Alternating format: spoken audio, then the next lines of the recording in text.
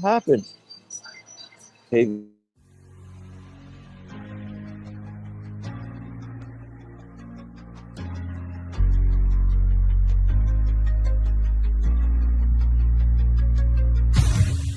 Tune in, turn up, the clock's ticking fast.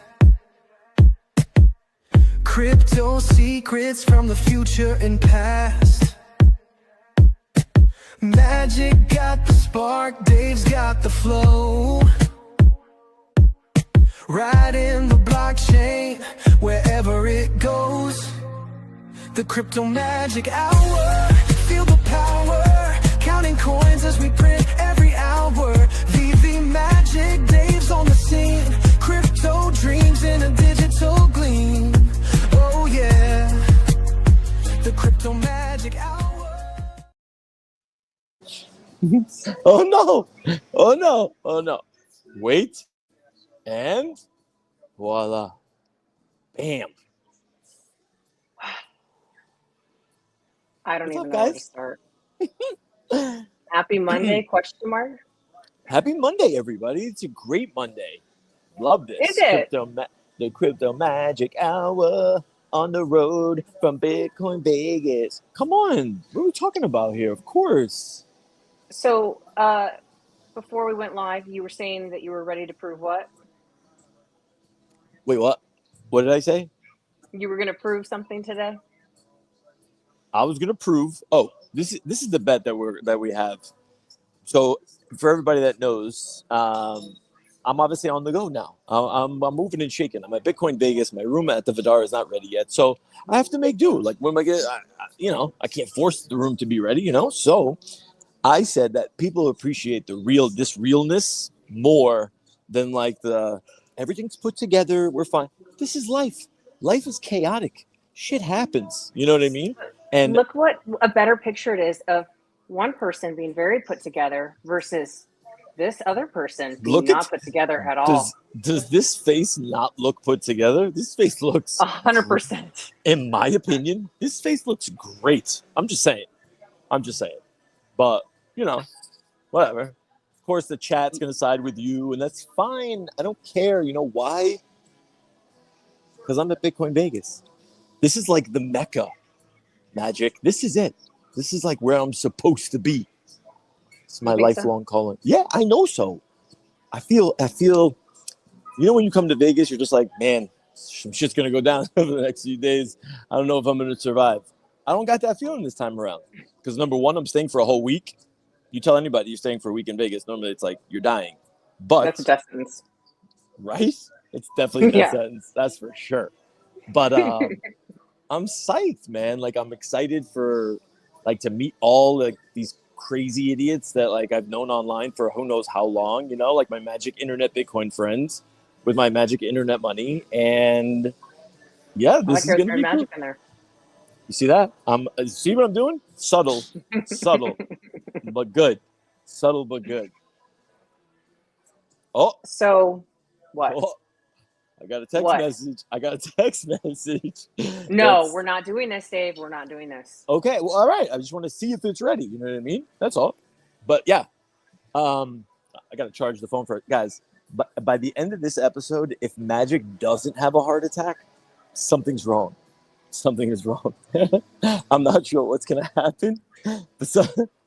Where's Bildo when I need him? I'm gonna die. Magic's gonna kill me at the end of this episode. If my phone dies, it's a wrap at that point. Forget about it. I'm totally done. I'm definitely ending the stream if you ghost me. No. Yeah. No. So don't play with me. Don't play with me because I will end the stream. Okay, but so I got to move a little bit now, though. You know what I'm saying? No, you don't. You're fine right there. No, I am. But essentially, I have to plug in. You said you did before we started. I lied just to get us going, I had to do it. I lied. Hey. I know. I'm sorry, Magic. I had to lie. You're on the verge of breakdown. I had to say something to calm you down, man. But how hard is it to find a plug? I don't understand. Why is it so hard? No, there is a plug, but being that I use headphones from 1997. Yeah, that's crazy. I can't have two things in one at the same time, Where's Max when I need him? Yeah. Hey, yo. Hey, yo, the 57 alarm is still going to go off today, just FYI, so you guys know. No, it's not.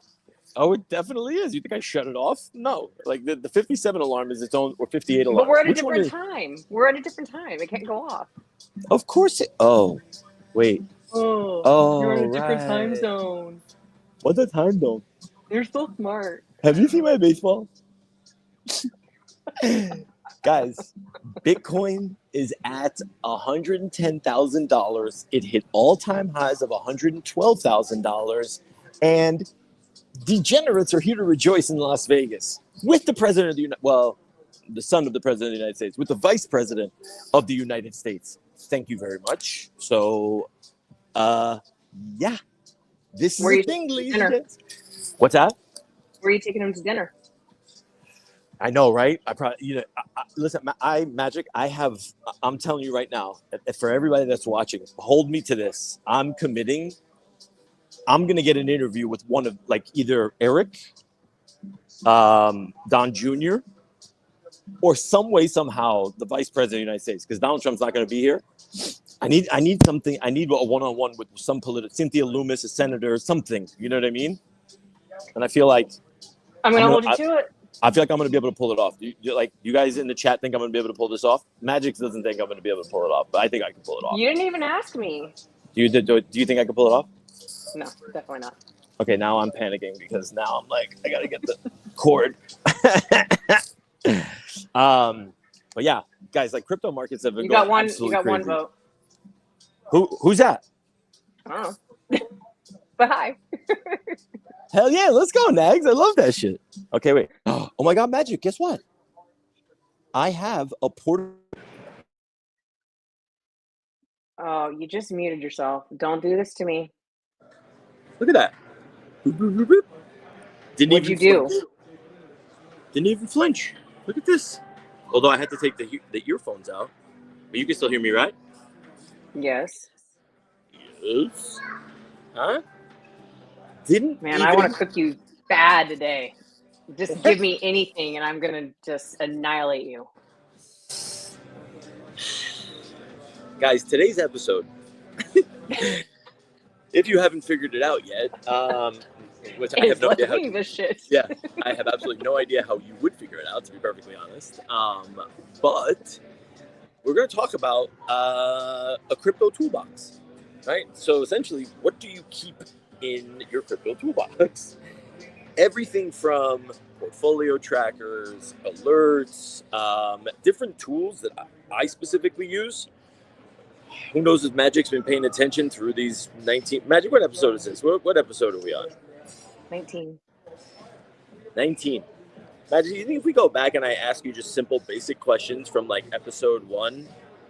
Dave, what bar are you streaming from? Cheers, homie. Let's go. Mask. Mask, I'm at the Vidara, which is like the condo tower for next to the Aria. I love this spot. It's the place I stay at all the time when I come to Vegas. At least the last 2 times. So yeah, it's amazing. It's so nice. And Mask, if you're wondering about my dashingly handsome looks and why I look 25, it's because I was in Puerto Rico last week for 5 days. I just came back and now I'm in Vegas. Magic, I'm just trying to. You look like you got in a fight with the sun and the sun won.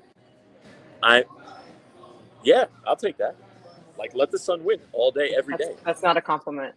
Yes, it is. The sun won. No, there's no crazy wrinkles. Well, maybe a little on the forehead, but at the end of the day, Magic, you have a better looking co-host. I rest my case. Thank you. Anyways. Can I say something really quick, totally off topic, but I want to, on today is Memorial Day, I want to give a thank you to our active and retired military service, and most especially anybody who made the ultimate sacrifice. Thank you so much for your service. I just had to say that. Yeah, facts. Man, Memorial Today's Memorial Day. It's wild. Today's Memorial Day. Yeah, shout out to everybody that been in the service, is dedicating their time, families, and the whole 9 yards, man, for real. Help keep this going, you know? It's kind of crazy when you actually think about Memorial Day Bitcoin. It's kind of like they're a little synonymous in a way. You know what I mean? Like it's you fight for freedom at the end of the day, and then Bitcoin is kind of the money freedom for everybody. You know, and maybe let's kind of fill everybody in, because for those that maybe aren't keeping in, like aren't watching, when your Uber driver starts talking to you about Bitcoin, it's like, should I buy some Bitcoin? That's when you know you're now like starting to make the mainstream a little bit. But make no mistake, yeah, thanks, Andy. Right now, we're not at the point of like, hey, retail is here. When I say retail, so you guys understand what I'm talking about, I mean like we're not at the point where every mom and dad is asking about it, aunts, uncles. You might have a few like pockets here and there. And Magic, maybe you could speak to this a little bit more, but I'm kind of curious, right? Like, have you been hearing, like, whether it's family circles, friends that are in the non-crypto circles, essentially asking you like, oh, you're into this Bitcoin stuff, aren't you? Like, isn't this what you do? Like NFTs and Bitcoin, like, has that been picking up? Like, has that been picking up for you? Yeah, I think so. My parents watch a lot of political television, and so they're hearing sort of the narrative shift and change, and so they've definitely perked up their ears. It was funny because I had a family barbecue yesterday, and my dad said, I want to get the direct quote because it was really funny. Doors open at my family's weird. Doors open at 3 tomorrow for guacamole, and we'll shoot to eat around 4. And I said jokingly, is there a cover? Like, doors open? And my uncle says, so my dad says, yes, however, we only accept avocados. Shout out to O'Malley. And my uncle says, actual avocados or blockchain? And I'm like, okay, look at my family. Okay. I like that. Yeah, okay. And none of them are in crypto, so I'm like, okay, you guys are paying attention a little bit. Okay, I like it. Did you have a moment where you thought to yourself, like, oh shit, do these dudes actually know more than me? No, not yet. Yeah, I may not know a lot, but I know more than them. Yeah, like, but this is the thing, right? Like, we're not at that point yet where it's like it's full mainstream, right? I think right now where we're at, so people understand, like, there's cycles to this whole thing, right? And like I did the rolling with the homie, cycles to this, right? And yeah, like when you're thinking about like where is Bitcoin currently, like in its current cycle, right now we're in this institutional phase where the smart money guys can't get their hands on enough Bitcoin at this point, right? Like everybody is looking to add Bitcoin to their balance sheets. And just recently, and we had a laugh about this, it was 2 days ago, Magic, I'm sure you've probably heard of this, and a lot of people probably have, but a couple days ago was Bitcoin Pizza Day. So Bitcoin Pizza Day is essentially like one of the days that probably, without Bitcoin Pizza Day, me and you aren't sitting here having this conversation right now, and a lot of things probably don't happen if one dude doesn't pay 10,000 Bitcoin for fucking 2 Papa John's pizzas. Like, think about that for a second, okay? This was 20... So this day is in remembrance of that guy that did that? Is that what this is? So 2010, yeah. So 2010, it's nuts. So 2010, you want to be like, you're at this point you're a crazy person, right? Because there's that old saying of like, first they fight you, then it's like then you win. But like at that point in 2010, you're telling somebody like, hey, I'm gonna pay you in like magic internet money. They're like, what the fuck? Like back then it was like Bitcoin is like drug dealers and like underworld. And that's what I like was in my brain for sure. Yeah. Like you were literally buying Bitcoin from like some shady dealer on like a corner as if you were buying drugs. It's like, what the fuck? I mean, it didn't help the fact that it was like the main currency on Silk Road. By the way, Ross Ulbricht is going to be here at Bitcoin. Maybe I'm going to try and snag Ross. Ross, for those that don't know who... Yeah. You're squirreling. Squirreling, sorry. Ross Ulbricht, though, for those that don't know, Silk Road, the biggest fucking, like, drug website ever created. They arrested the dude who made the website. Anyways. But yeah. So, without... You're going to get in trouble for doing that, by the way. For doing what? What you're doing. I saw that. Yeah, Vidara's non-smoking. They love me everywhere I go, Magic. It's just for some reason in this establishment, I don't get the love that I deserve. I don't know why. It's crazy. This is the place I choose to be, and they're like, yeah, I don't feel the love, guys. I think like you need to like share this out, like, retweet, all the fun stuff. I need to see it. I don't see enough retweets. Number one on the X account, on the X one. So I'm gonna need people to start doing that. Show me love, guys. Anyways, Magic. Those 10,000 Bitcoin, okay, that dude. Number one, what did it do? It signified like this shit is actually real. Like we're using this as a form of, yes, I am, because I'm crazy. If he doesn't pay 10,000 Bitcoin for that pizza, we're not here. But what did he do? He proved that this form of money, like that this currency, that everybody, like at that time in 2010, which wasn't many people. What are you doing? Pew. Pew. Why? Yeah. Why? Continue. Let's chill out for a second. Let's do something. Do you even remember what you were saying? Of course I remember what I was saying. But you're focused on the screen. So now what I'm going to do is I'm going to check on the room for a second. Everybody chill for 1 second. Hang out. Relax. Dave, don't you dare. And you're good. Dave. Relax. Don't. Your room will be there when the stream is done. It will still be there. I promise you. Yeah. No, I know. I just wanted to make sure, but it wasn't the room. It was something else. Department of Motor Vehicles. I don't know what they want from my life.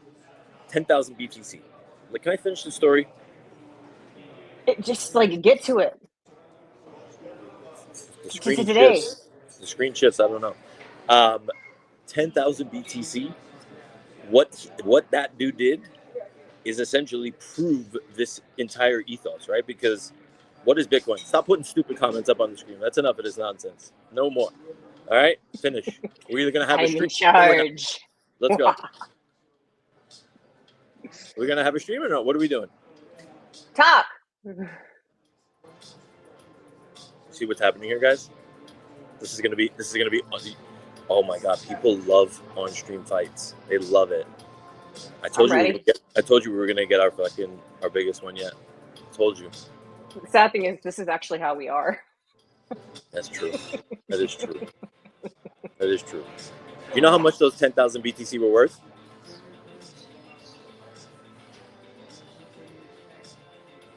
Yeah, for sure. So are your words, guys. Keep them going. Keep them going. For sure. Back to pizza. Magic, how much were the 10,000 BTC worth? Right now? That's what? Wait, 10,000? It's not like, what is that, a billion? That's $1 billion. For 2 pizzas. Look at me. You added all those zeros by yourself? Are you so proud? Yeah, I'm impressed, actually. Something. I'm impressed. You were like 100,000, carry the ones, the zeros. That was good. That was really good. That must have. I hope that was the best pizza that person ever had in their entire life. $1 billion. Can you imagine? Like looking back now, but I mean, I'm sure he probably still has a ton of Bitcoin. We were talking about this the other day. It's like, what do you think the actual? What do you think the pizza delivery guy actually did with the BTC? Think he sold every single bit of it? You think he kept any? I want to know. That would make such a good documentary. Right? Like, what happened to, like, the pizza thing is one thing, but, like, what happened after? Right? I need like that. I need it tied with a bow. I need to know exactly how the story ended. Yeah. Same. Like, so, like, even if it's a reenactment, they follow the pizza delivery guy. Even if they make it up, I don't care. Like, the pizza guy goes on to be, like, this. Watch, like, the pizza guy is, like, some, like, massive CEO who was, like, just a pizza guy back then. And now he's, like, some crazy founder. I mean, if I were him, I would be retired on my own island. Just saying. Yeah, but so let me ask you this question. I'll pose you this question, right? So if somebody paid you in, let's say they paid you, because back then, what was the pizza? It was 10,000 BTC was like $50, $100, right? If it was $50, $100, if I gave you 50 or $100 in Dogecoin today, would you go sell it? Would you keep it? What would you do? I mean, not knowing how it could have gone, maybe I like have it in like my wallet or whatever, and then I see it go up by like $50, and I'm like, oh, I just made another 50 on top of the 50 I was given. Bye. Like Yeah. that's what in that time, that's what I would have done. Yeah. I see, like, it's easy to look back and play Monday morning quarterback, and for all of us to essentially say, oh my God, we definitely 100% like would have, like, I would have held on to that for sure. No, you wouldn't have. The majority of people. Nobody would have. Nobody would have. One I mean, Bitcoin, unless they guys were said just unless they were just like completely lazy and didn't like Yeah. just let it sit there, just like put it to sleep and was like, well, there's money I'll never see again. And then they forgot about it. And then like, you know, years down the road, they heard that like Bitcoin's a thing and they're like, oh snap, one time I got paid in that. Let's see what it's doing. Like that's the only way in which it was like would be the fairy tale ending for that delivery person. Legit. Yeah. I see it the same way. It's like, man, I mean, right, just even now, if I see like a 2-3x on something, I'm like, the person Yeah. who ordered it, fiat after BTC transfer. Oh, really? Wait, who ordered it? You're saying, Landy, they sold it? Is what you're saying, Landy? Like they essentially cashed out the 10,000 BTC for whatever it was, the $50 or $100. But like, think about like That's like a double RIP. Yeah, but like, think about it, right? It's like if I'm that guy, I feel like I'm a trailblazer, right? You know what I'm saying? Yeah, but like, is that in a good way? Yeah, because like that story is the stuff of lore that like without that, I can almost guarantee that none of us are here. Oh, here we go again. Every 2 seconds. I don't know why. Like when you think about like great stories like throughout time, there's always a wild thing that happens, and it's just like without that catalyst, then it's like, what happened? You know, like would we actually be here? No way you believe Bitcoin will go. That's the thing, Mask. It's true. It's like you're thinking, is this really gonna go? There's like, and when you look at it now, I think it's still a message now because the same people that like when you look back then that weren't buying Bitcoin, they're like, oh, I missed the bus from like 50 cents to like $1,000. Now here we are, $1,000 to $100,000, and people still think that it's like Bitcoin's out of reach. Right. Bitcoin's out of reach. What does that? That doesn't compute in my brain. Like out of reach doesn't mean anything.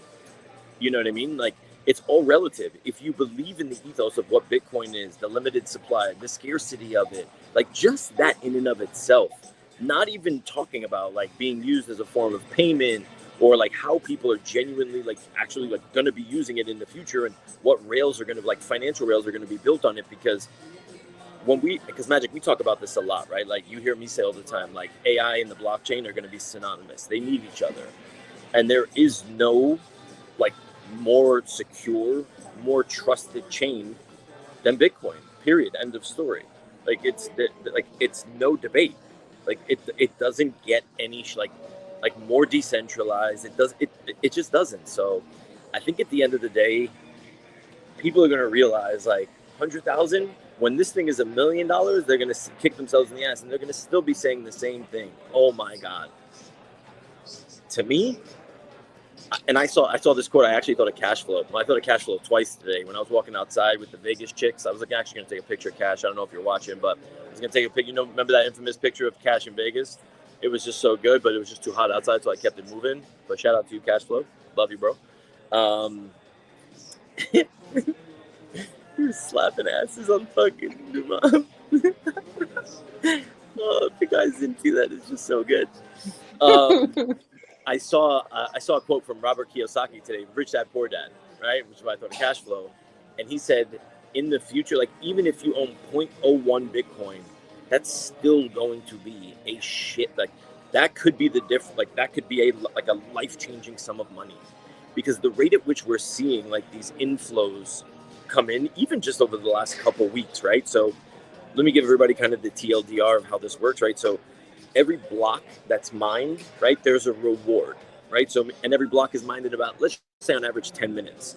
So every 10 minutes, 3.25 BTC is created and obviously disseminated to these miners. 3.25 BTC at this point, you're literally looking at $330,000, $340,000 every 10 minutes. Okay, there has been 6 times more demand, meaning 6 times more Bitcoin has been bought than has been created just over the last 2 weeks. So think about that. Eventually, if that pace keeps consistently enough, keeps up enough, what's going to happen? The supply is just going to dwindle more and more and more. And now it's essentially a race to who can raise the most money to go out and buy the most amount of Bitcoin and just sit on it. Because Michael Saylor from Strategy is literally doing this every single, it almost feels like every single week. He owns almost, I think it's over almost, he's creeping on 3% of the total supply. He's at 550,000 Bitcoin.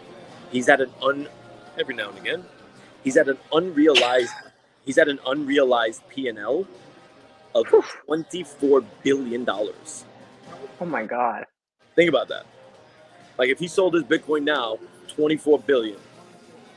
What more does somebody need? But to him, nah. He's still raising money to go out and buy more and more and more Bitcoin. That's how wild this is. But yeah. Yeah, again, I'd be retired on my own island, but that's just me. What'd you say? I said again, I'd be retired on my own island, but that's just me. I mean, that's the good. I mean, at that point, a billion. What? I mean, who knows how many billions does somebody need? You know what I'm saying? So Exactly.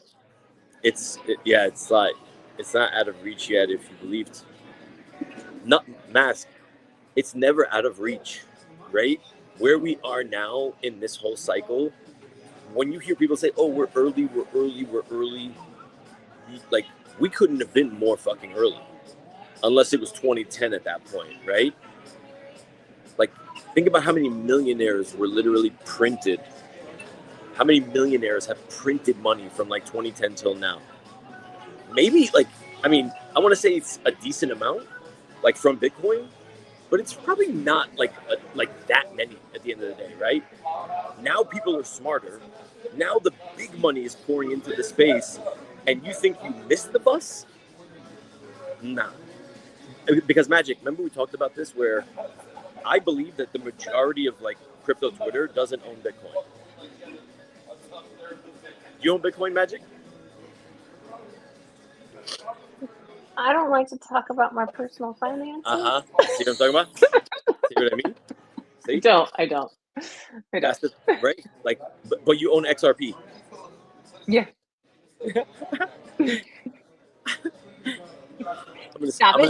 I'm gonna spare you on this one. I'm gonna spare you on this one because you know what? I'm a good co-host. But Landy, we'll talk about it offline. She owns XRP but no Bitcoin. Magic, no, Magic. So I'm being serious. Why the choice for XRP and not Bitcoin? I'm genuinely seriously. What made you make that choice? Not that maybe it wasn't even a choice. Maybe you're just I want to buy XRP. Wait, you're asking me what made me buy XRP? No. You know what did. You know exactly what did. Did the thought occur to you I'm buying XRP but I don't own Bitcoin, or you were just I want to buy XRP? I was better to have something than nothing. Okay. All right. Good. You see this, guys? This is why. This is why we have a show. Because this person right here. You're pointing the wrong way. I'm on this side. Okay, so this person right here, okay, is just like the rest of you. Just like the rest of you, right? People someone that Magic. You know how many people wouldn't say it's oh yeah, I own a little bit, or yeah, I bought some Bitcoin. I don't own any. You don't own any Bitcoin. It is what it is at this point, right? I guess my question now is, and I want to hear from the chat also, even though I can't see the chat. What I will show anything relevant. Magic, what is it going to take? Too bad. Magic, what is it going to take for you to buy Bitcoin?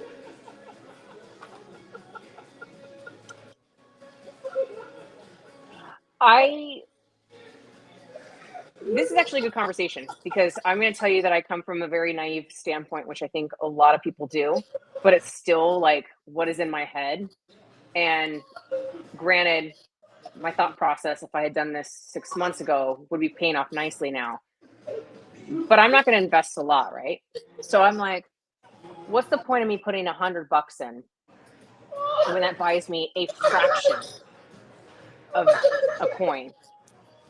Yeah. Like what like when I could be putting money into other things that could multiply much greater than Bitcoin. Right. And That's yeah. my, and that may be completely wrong, but that's just my standpoint. Like, say Bitcoin's $100,000. I'm buying what, a 1% if I put in $100, 1% of one Bitcoin, whereas I can have, 50 XRP or whatever it is for the same amount of money. So I'm just thinking, like, what's the better payoff for my Yeah. investment? That's Yeah. my range of thinking. Not to say I Yeah. don't believe in Bitcoin, but I'm just like, I'm not going to have anything that's like, I just don't feel like what I would invest would multiply in a way that is beneficial, and that be maybe very, very naive and shallow. I mean, this goes back to a man buying pizza. Yeah.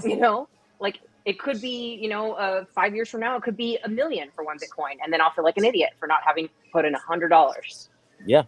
Yeah. That's the thing, right? So if you, let's just say, because for a long time during the bear market, like XRP, the unit bias keeps people sidelined. You're right, Landy. It's the truth. Yeah.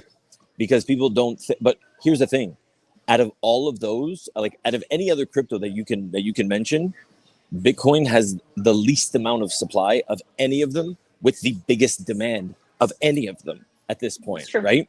Now, is that to say that you can't find like another asset that will outperform Bitcoin? There might be some. There absolutely might be some, right? Like there's some, if for those that remember when Polygon was, I remember buying Polygon at 6 cents, literally at 6 cents, and Polygon went to $2.50. That's like, I mean, you're literally talking 30, 40 X's at this point. So you're like, you're good. You're chilling. Meme coins. Yeah. That's why like, why do people buy meme coins?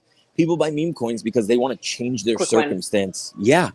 They want to hit it big, and they see that there's a possibility like to do it. They don't realize they don't actually do the math and do the numbers to be able to say, you know what I mean? Like, am I really going to do the numbers like with this, or like, or my odds worse? You know what the odds are of actually hitting? I bought Matagram and said, let's go. But like, fuck yeah, good shit emoji. I love that. Like when you're able to actually spot some of these, and now, and let me bring this full circle. This is why last week when we did that episode where I created that spreadsheet, I genuinely believe that there are, what up, champ? I believe that there are tokens out there now that are just like Polygon in 2021 that are sitting at 6, 8, 10 cents at like AI tokens today that you're going to be able to like see those kinds of gains with, right? So it's just a matter of now, how do you actually, like, how do you position yourself for stuff like that? But Magic, you're right. The unit, and Landy hit on the head. It's the unit bias. What does it say? That's exactly right. Yeah. Yeah. They round trip at the end of the day. Yeah. That's it, Landy. And there was a comment, the mask makes a good point. This is actually what I was thinking in my head, that you've got your solid things, right? And you've got, your long-term investment plays. And that's what I'm trying to like shift my mind into thinking, is that like, what is it going to hurt to just put $100 here and there into Bitcoin and treat that as my other investments that I have, that like, I don't check on them every day. Like they're just chilling. But there's that feeling I think a lot of people have who are just now getting into this stuff, that they feel like they missed the boat. They feel like, well, it is what it is now. I'm too late. So I'd rather like maybe do a little bit more risky stuff and see if there's a payoff than feel like I don't really have skin in the game with Bitcoin. So, and then there's the people that literally every single paycheck are putting money in, regardless of the price, into Bitcoin as like treating that like as a 401k or something. And I think that's super smart. So I guess what prevents someone like you from doing that same thing, right? Like, is it like, I mean, I totally should. Yeah. Because traditionally, so people understand, and maybe this will really help paint the picture, but I think nothing's going to paint the picture clearer than if you actually look it up like yourself, meaning like people that are here listening now. If you go actually look it up yourself and actually see the numbers that it's actually doing, number one, Bitcoin is now the 5th most valuable asset, bar none, hands down, in the world. That's against commodities like stocks, meaning it's worth more than Amazon, it's worth more than Google. Like, there's only 4 other assets that are worth more, right? Like overall, like market cap wise, than what's it called? How much is enough to purchase when those tokens are low, like 6 cents or even less than a penny, and then happen to explode? What's a nice number? So, Metabeast, that's a really, really tough question, but I think this is where people maybe struggle a little bit. So maybe let's try and bring some color to this, right? You have to decide based on your own financial situation how much to put into something. And what I mean by that is a lot of it, because like this is the way that, you know, I not that I started, but I found myself at a point where I was like, I have to ration every dollar now. Like I don't have the luxury. Like when the bear market hit and I wasn't ready for it, it was like I got hit with a ton of bricks and I'm like, fuck, what am I going to do now? I now have to think about food and rent and bills and this and that. It's like, now I don't have the, it's like, you know, when you're playing poker magic and you have like big chip stack and like you're playing not loose, but there's a different aura and confidence to how you play, right? Like it's just different. Now is a totally different ball. Like this is a totally different ball game because Metabeast, unless you have a set amount of money that you've allocated to say this is going to crypto, and if it all goes to fucking zero, I'm still good, then you can make a plan. But if you don't have that, then you're not going to be able to make a plan. Period. End of story. You're never going to succeed because you're always going to be catching up. You're going to buy something thinking it's at the bottom. And then when it doesn't go up, you're like, oh shit, I got to pay for food. I got to pay for rent. I got to pay for this. And that's the majority of like the degens in the trenches. That's how they operate. They're not operating with like disposable income. They're operating with income that they need to live. And they're trying to juggle the two of them. And I know that because I was that person. Period. Mm-hmm. I was that person. I know that. Like nobody's going to tell me no. And everybody that I talk to, the majority of them, nobody's going to say it publicly. Very rare that people say it publicly, but like, this is what I'm here for, right? Like learn from my mistakes. Like that's what it is. And that's what I was doing. Trying to call bottoms. Not the best idea. Trust me. You're never going to call bottoms. You're never going to call tops. Just buy low and sell high. And understand that in crypto, for some godforsaken reason, people buy green candles and sell red candles. I don't know why, but FOMO is the best indicator of anything when it comes to crypto. I like, no joke. Personally, I would rather put the 6% towards Bitcoin instead of 401k. Yeah, so Mask, that's a great point. And that's where I was going with Magic, where it's like she hit the nail on, like she literally hit, like she made her own point. Like I'm doing this with my other investments. If you look at statistically, Bitcoin has outperformed the S&P 500 by fucking like, I mean, it's not even the same conversation. It's been the best performing asset over the last like decade, and it's not even close. The S&P doesn't touch. S&P, you're lucky if you're getting 6, 7, 8%. Maybe. And that's not counting the years of recession and, you know, right after Bitcoin was started in like, because don't forget where Bitcoin was birthed from was the housing crisis of 2008. Let's fucking put these banks on check. And now look at it. Now the banks are the ones saying, I need this. Before they were telling you it's a scam. You had Jamie Dimon everywhere, all over TV, all over every interview in CNBC telling you it's a scam, it's a scam, it's a scam. Now all of a sudden, what? It's not a scam anymore. Now you want to get out of your Bentley to your fucking fancy clubs, put your gold shoes on, and tell your friends about Bitcoin. Before you couldn't even pronounce the name Satoshi. Now all of a sudden you want to be the cool guy, and they're putting it on their books. Trust when I tell you they're putting it on their books. Just put pre-tax into Bitcoin. I remember when the housing market crashed back in 2008 or whatever year it was, my boss, I lost everything. But if he didn't sell, he was fine. Yeah, listen, Mask, at the end of the day, like, that's what I mean.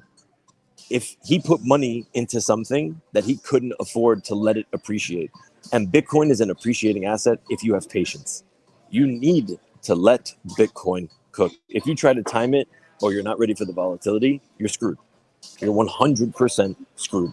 It's not going to work. I promise you, it's not going to work.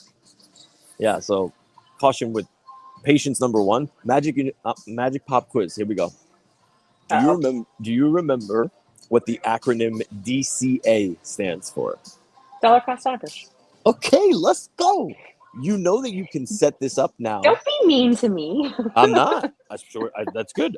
I bet you the majority of people didn't know what it was. But now you can set this stuff up automatically, right? Like obviously on Coinbase and everything else. But now even in like some of your private wallets on some of these like Bitcoin, like native dexes, right? On Bitflow, you can have AI actually do this for you where you say, I want a dollar cost average into Bitcoin. $50 every single week, every day, every whatever. And I'm not kidding you. There is a guy that put in, I think he DCA'd something like 80 grand over the course of, I don't know, like 7, 8, 9 years. And I think after the last the last halving he had, it was over $1 million. Wow. Yeah.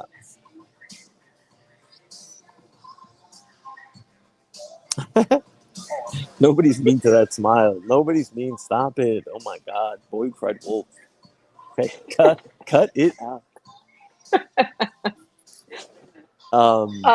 Okay, so Yeah. I want to ask you. Yeah.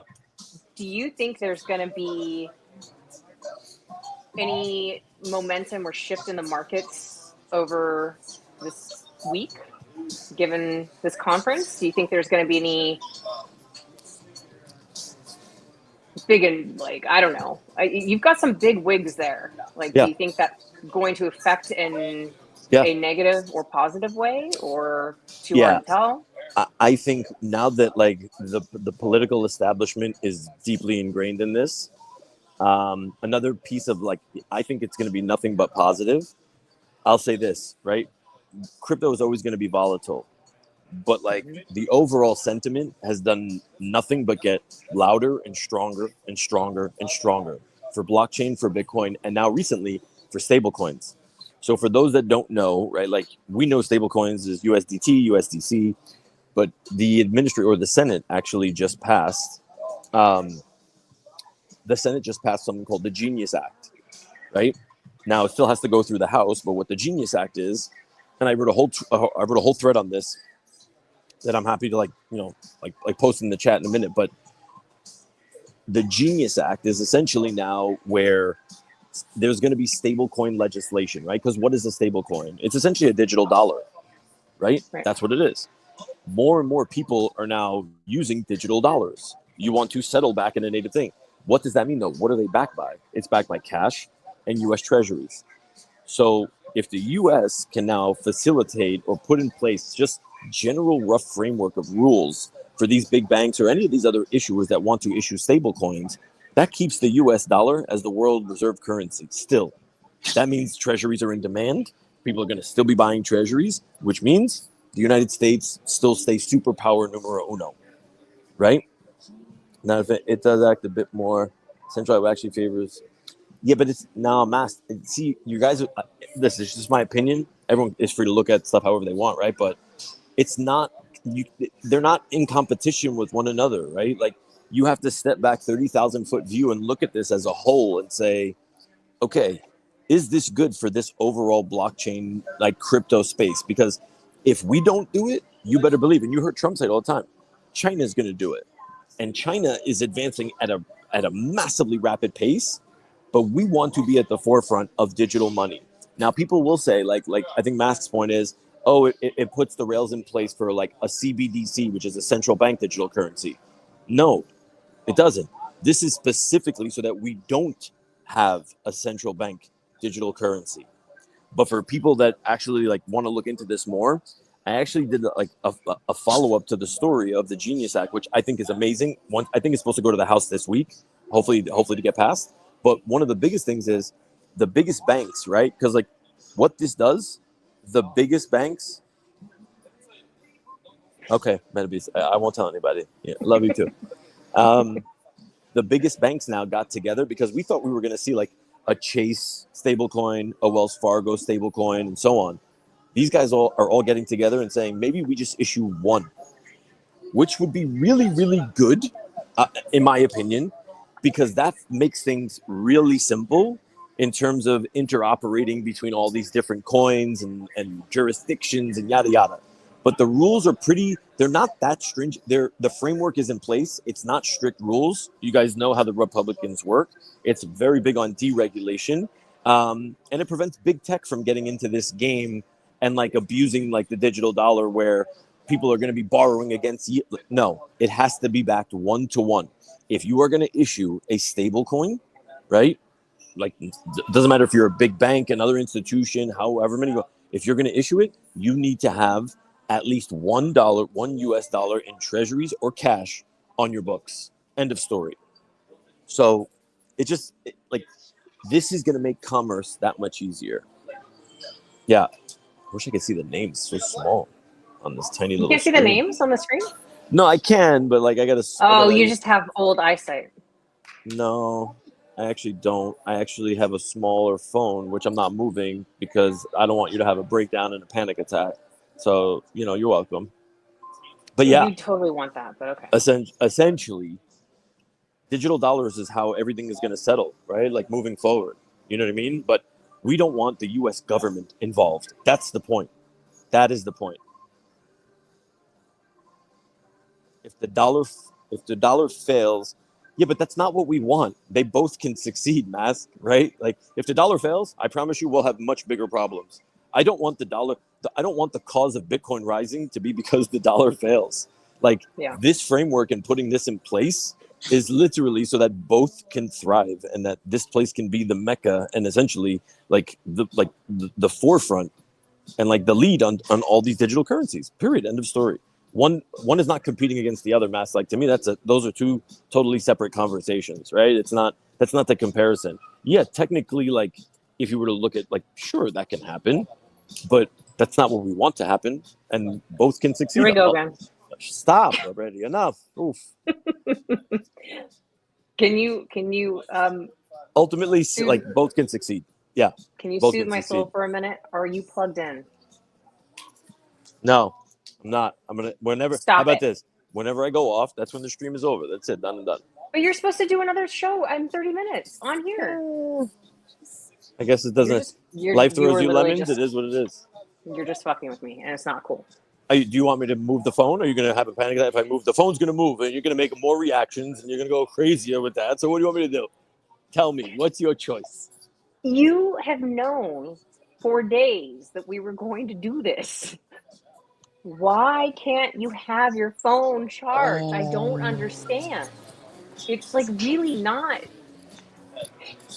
Dude, you're getting scooped again, and I love it. I'm literally gonna hang up the stream in 3 seconons. No, you're not. Oh, I am. No, you're not. No, we have more to cover. You can't. I am. Read the comments. Yeah. I can't even read what the comments are saying. Dave treats his phone like a fidget spinner. Now you guys are definitely gonna get it. Now for sure. Now Vegan Things says more. Let's go. Yes. Thank you, Vegan Things. I got you. Now. All right, hold on. MetaBeast is trying to get us back on track. What happens if another country's currency becomes the standard? What happens? He's asking you. You're the brainiac here. Damn fucking straight. Don't you fucking forget it. That's number one. But wait, I gotta plug in. But what happens? You're really not plugged in? Shut up. But what happens, MetaBeast? I don't know. MetaBeast, like in that scenario, I have no idea what can genuinely happen. I really don't know. I really, really don't know. But at the end of the day, I don't think that's going to happen, right? Like people are reliant. Like look at like the tariffs and the trade wars and everything else. MetaBeast, come on. You have the link. Come on the show. Come bring your avatar. Save Dave. He needs it.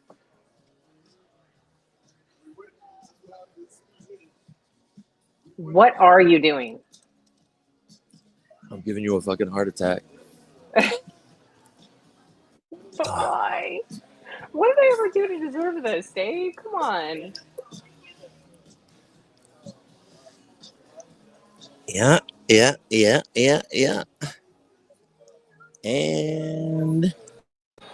okay. Here we go. Let's see if the room is ready. MetaBeast says he's on. Oh, here we go. MetaBeast says he's on his way. Beautiful MetaBees. Thank you. You're gonna help diffuse over here, so you can buy me a little bit of time. I'm throwing in MetaBees as like the diversion. You're enjoying this way too much. You're enjoying this way too much. Me?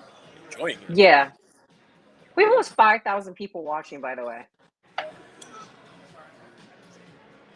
Just this nonsense. This nonsense that you're putting us through. You want me to say it now, or like do you want me to? No. I told you so. People just want to see us fight. No, I didn't say that. What? No. That is what you said before we went on the stream. They just want to see us bullshit with each other. No, that is not. No, I did. That is totally what you said. Guys, that's what happens. But the bottom line is, I put asses in seats. That's what it is. Oh, it's all you. Oh, by the way, so somebody asked me. So yesterday, I love that you're like whispering as if it's just you and me talking when there's 5,000 people watching. There's people around, and now I'm not on my headphones anymore, so I want to be a little respectful. Why not? Because you're charging. Oh my god, and you're so old school. She does it to herself. I don't know how, guys. I don't know what to tell you. She does it to herself. Totally does it to herself. But I'm gonna be pitching. Do you guys know what crypto nights are? Did you ever see this thing called crypto nights? It sounds extremely degenerate. Does it? Apparently, it's like a Shark Tank type deal. Yeah, and you get to go and like pitch an idea, and apparently I'm going to go in and I think on Wednesday night pitch like the WagMe Hub business to like 3 or 4 judges, I think. Well, we'll continue, but we've got MetaBeast ready to join. She doesn't see. You don't put those comments up on the screen way too long. Like you do quick things. See how she takes advantage, guys? You see? I'm the host. There he is. What's up, you stud? Hello. What's up? Not much. Just chilling. Yeah, you survived Palm Springs?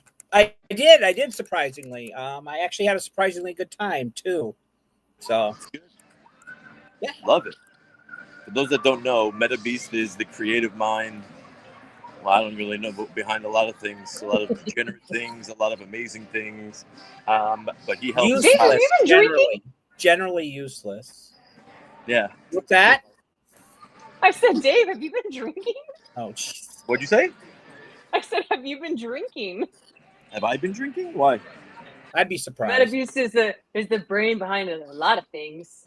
I don't know what those things are, but there's a lot of them.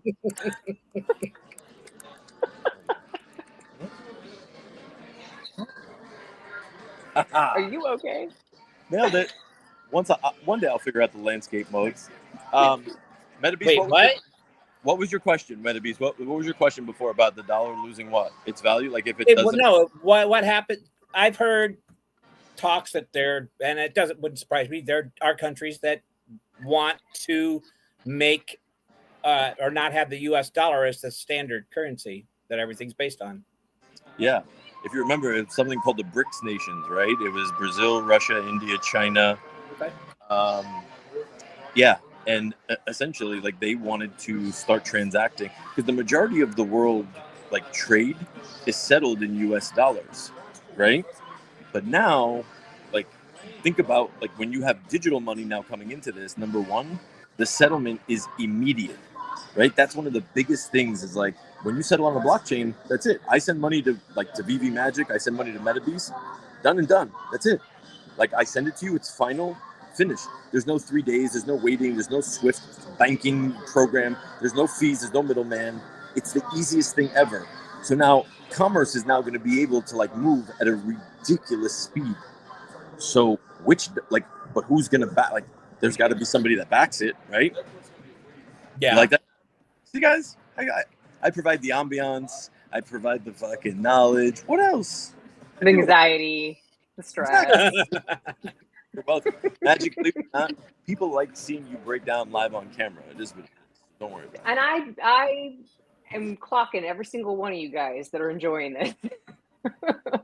Love you guys for tuning in, by the way. All 4,701 of you. This is the best fucking ever. I might do this moving forward. Oh, then we may not have a show. Oh, Metabeast, you want a job? Doing what? But yeah, so Metabeast, like, I don't know what would happen, but you better believe that every nation, like if you don't think that every country is trying to literally fight tooth and nail to have their currency be like the world reserve currency, who doesn't want that, right? That means that your economy is thriving. People want your dollars, and when people want your dollars, that means your dollar is doing really, really well. So I can send this. This could be a whole topic, because I'm also curious, how could that be made to happen? Even how could it be made to not happen? No, be made to even happen. How would that? Yeah. What would need to occur? Yeah, I guess. So what you thing need is the most powerful countries in the world to essentially get together outside of the United States, get together and say, hey, we need to come up with an agreement. I don't know if it's work. We need to come up with an agreement, right? That says we are not because other countries trade with other countries, right? Like, we're not at the center or the heart of every trade, but yet they're still using US dollar. Like Russia with China at one point was settling trades recently in Bitcoin. Like, they were sending and receiving Bitcoin for like oil and a bunch of different, which is kind of yes, great, but also like, right? If they get together and they're powerful enough, and those BRIC nations were powerful enough, right? Between Brazil, Russia, India, China, I mean, you're literally talking about 65% of the world's population, probably, right? Just in those 4 or 5 countries alone. If they get together and they say, hey, we're going to actually, we're not using the dollar, and they move away from the dollar, that means that less demand for the US dollar, our shit gets that's not good. Right? Like, that is kind of that would be the beginning of how you'd see kind of like this domino effect. I don't want to sit here and pretend that I'm an economist and tell you exactly step by step what would happen, but less demand for the dollar, obviously means everybody gets hurt back here at home, and the US dollar takes a big hit, and your dollar doesn't go as far, right? And then after that, governments start printing more money, and we saw in the last 4 years, Biden literally used the money printing machine as if it was a cash register, and that's not good. So yeah, the goal here is keep the dollar strong, keep the demand for treasuries going. We'll see. Personally, we want the dollar to fall. To fail means the bond market to continue to rise, which is happening, and then people will put their money into safe places, and smaller banks will fail. Technically, yeah, it's kind of right. But again, you can't look at things through a lens of the dollar fails, bond market rallies, everyone flight to safety, right? Because that's what, when you look at gold, right? Why is gold trading at all-time highs? I thought people were moving their money out of gold and putting it into Bitcoin. It's not the same comparison, right? Flight to safety is flight to safety. When markets are uncertain and we have no idea what these bankers are doing or what their books look like, Bitcoin is something you cannot fake. There's no faking it. It is the best version of public money on a public ledger that the whole world can use, to be able to transact on if they wanted to, or at least see what is actually happening and going on. And it's trustless. You don't have to take anybody. You don't have to take my word for it. You don't have to take Magic's word for it. You don't have to take Metabeast's word for it. Landy's word for it. Nobody. It is trustless because of that decentralized component of it. No one person or small little entity or runners of validators can bring this network down. You can have World War III happen across the world, and it'll still be standing at the end of the day. So it is on that point, and I think I brought this up in All Things Crypto, because I know Landy had something to say back to the effect that, so what happens if internet goes down worldwide, or just the power grid, and we have no power? Of course, he said, there's people with their backups, and then how computers used to connect before the internet, yes, it's still there, but having people having access to it would be a completely different story. That would be very limited. Yeah. So like when you think about what is all, like the world run on now, is that a viable scenario, right? I'll give you this example. There was a story once where like a Chinese, because like the majority of like internet cable is fiber optic that runs at the bottom of the ocean, right? Like people are like, there's every country is out there laying fiber optic cables like hundreds of meters below the surface of the ocean and just literally laying more and more and more. The Chinese were literally dragging anchors to the bottom so that they would sever these fiber optic cables of like other countries, specifically the United States, right? Because like, how do you cripple somebody's economy? Like, you cut the internet, like everything shuts down. What happens? You can't. Everything. We've seen that. We've seen that kind of in a couple of instances too. Yeah. I mean, so is that like a realistic scenario? I mean, maybe, but maybe Landy's a better person to ask. I don't know what the contingencies are when it comes to that kind of stuff. I really, really don't. I literally have no idea. But yes, and yes, Big A, but not everybody would have a Starlink or solar to be able to access it. We already have the problem where people don't have, the whole world doesn't have access to the internet as it is either. Sorry, so. There's my alarm. Just something to think about. I mean, no, I mean, like. Wait, Magic, can you put that comment back up? Yeah. Same with banks. If grid goes down, you wouldn't be able to get your money out. At least with BTC, you could access with Starlink. Yeah, I don't know. Like, I don't think these are like, these are maybe like the really crazy hypothetical what if scenarios. The more relevant I'd say is when you go to a bank and you try and take out 10 grand of your own money and they say, we don't have that. Like, it's like, what? Where's my money at? Right? Like, there's no fractional reserve banking with Bitcoin, right? One Bitcoin is one Bitcoin. Like, period, end of story. You custody that Bitcoin, it's yours. Nobody's taking it from you, telling you how to spend it, what you can do with it, where you can take it. None of that, right? Like, this is what it's about.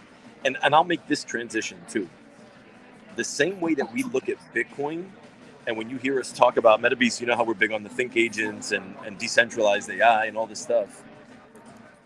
That same ethos is essentially what's playing out now in AI. So the way I see these AI plays now, I see it as Bitcoin 2010, when the guy's literally on screen being like, "Look, man, Bitcoin's $100." And it was like, that was even crazy, Bitcoin at $100, right? Like, this guy was buying it at 50 cents. Imagine what they're doing now. I see the decentralized AI play now, like Emoji was saying before, he got in at Matic, same thing with me. Like, I think those plays are out there now where you're going to be looking back in a year, 2-3 years and be like, holy shit, I could have bought this thing at 3 cents, 4 cents. So this is why, like, I put the time and the research in to be able to push you guys in the right direction and show you, like, that sheet. I don't even know if anybody looked at that sheet. I didn't see anybody logged in or tapped into that sheet. I don't care, right? Like, it's not for me. Like, that I made it for me, but I wanted to share it with everybody. People don't want to use it, don't use it. But at the end of the day, people are their own worst enemy. Like, they're not going to go do something. Yeah, just because, like, they're not, just because just like the whole security things with Michael K talks about it all the time. That's it. It's only until something happens to you or you're affected that you're going to end up giving a shit. But I don't want to spend my time watching my friends get fucking rich. I want to get rich with my friends. I don't want that. Like, yeah, of course I want to celebrate my friends, but I want to get rich right alongside them. Like, yeah. Because you know that there's a certain part of people where if somebody wins, you're like, yay. And then there's the other group of people that's like, I want a jackpot. Yeah. Yeah. It's gone already. Off topic. That's my rambler. Yeah, you good. Oh, we have another guest that's wanting to join. Are you ready? This is an FA for me, at least on my channel. It's a party now. We got Mask. Hey, what's up? It is Giant Party. What's up? Cheers. F.A. Mask. Salud. How's everybody doing? What's up? Yeah, first time. How you doing? Good. How are you? Good. Listen to Dave. Enjoying the convo. Mask. Dave something. I got to be honest, like your questions, you're the most active participant we've had in like forever, ever, which I love. Dude, I've been drinking like 4 Prosecco's. Yeah. We're there. I have to ask, what do you mean you had to drive to 4 gas stations to pay the guy that was fixing your plumbing? Yeah. He only took out cash. of machine. Okay, I get it. Yeah. The small bank across the street, they closed down. They're selling the area, so I had to go to like 3 other gas stations. Another gas station was like out of order for the ATM, so I go to another one. Insane. See, like what? Why? And the guy didn't have Zelle or Cash App, so yeah. Cash App. This, but like all of them are getting in the game. Do you guys remember the Cash App? How Cash App was like, it was like the Bitcoin. Like you can buy Bitcoin on Cash App. Mm-hmm. People were like, oh yeah, I'm gonna buy Bitcoin on Cash App and transfer it over here and do this. And it's just like, huh? These banks see what this is now. Like they. How long has that been a thing? What's that? The Cash App. How long has that been a thing? No, that you can buy Bitcoin on Cash App. Oh, that's been a around couple years. Yeah, it's been really since at least 2019, because that's one of the ways I first got into it. Until they said I did something wrong, and then they decided to freeze my account, and it took me forever to get my money out of there. Well, you can buy it on PayPal as well. Yes. That I've known, but I didn't know you could do it on Cash App. That's wild. But I think Cash App was, as far as I know, the first one that did it. Crazy. It was easy. So Dave, I need to know what your hit list is for this week. That sounds. What wild. Do you? That does sound kind of crazy. I'm like, that's a little personal magic, if I'm being honest. I mean, I'm an open book. I'll share, but ladies, my number is 718-869. No, figure out the last 4. The hit list. I told you, like I'm going, like I shoot like high, right? I'm gonna look and see who's going to be where. But ultimately, if I can get Sailor, JD Vance, one of the Trumps, although I told you guys the story of how I met Eric Trump, right? He was like sleeping with like my ex-girlfriend's like roommate at the time, way back when, and he was like literally sitting. Eric Trump, right, dude, it's amazing. Go big or go home. That's it, bro. Don Jr., Eric Trump. Yeah, or a senator. I'll deal with a senator. Cynthia Loomis would be cool. Totally cool. Senator. Yeah.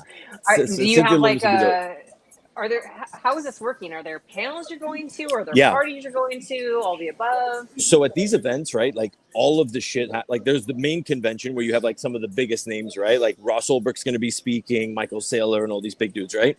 But then the majority of like all the different like subsects of Bitcoin, right? Like so you guys know I'm big in the stacks community, right? So tonight they organize like a cigar night, right? So like we're going to like David of Geneva for like, I don't know shit about smoking cigars, but I want to go meet these dudes, right? Like I've been in spaces with these guys for years and years. I've been hosting spaces with them for almost 2 years now. So yeah, so we'll see.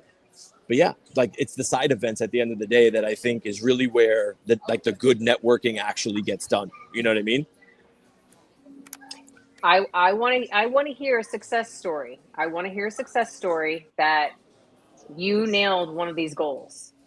Yeah, I think you will. By the time I'm done, so it's 27, 28, 29. So I have 3 days to literally just run through. This sounds like a crazy conversation, the way in which we're talking about this, but like not run through. Right, I'm gonna run through every candidate. No credit says don't live stream your hit list. Don't live stream the hit list. That's wild. That is crazy.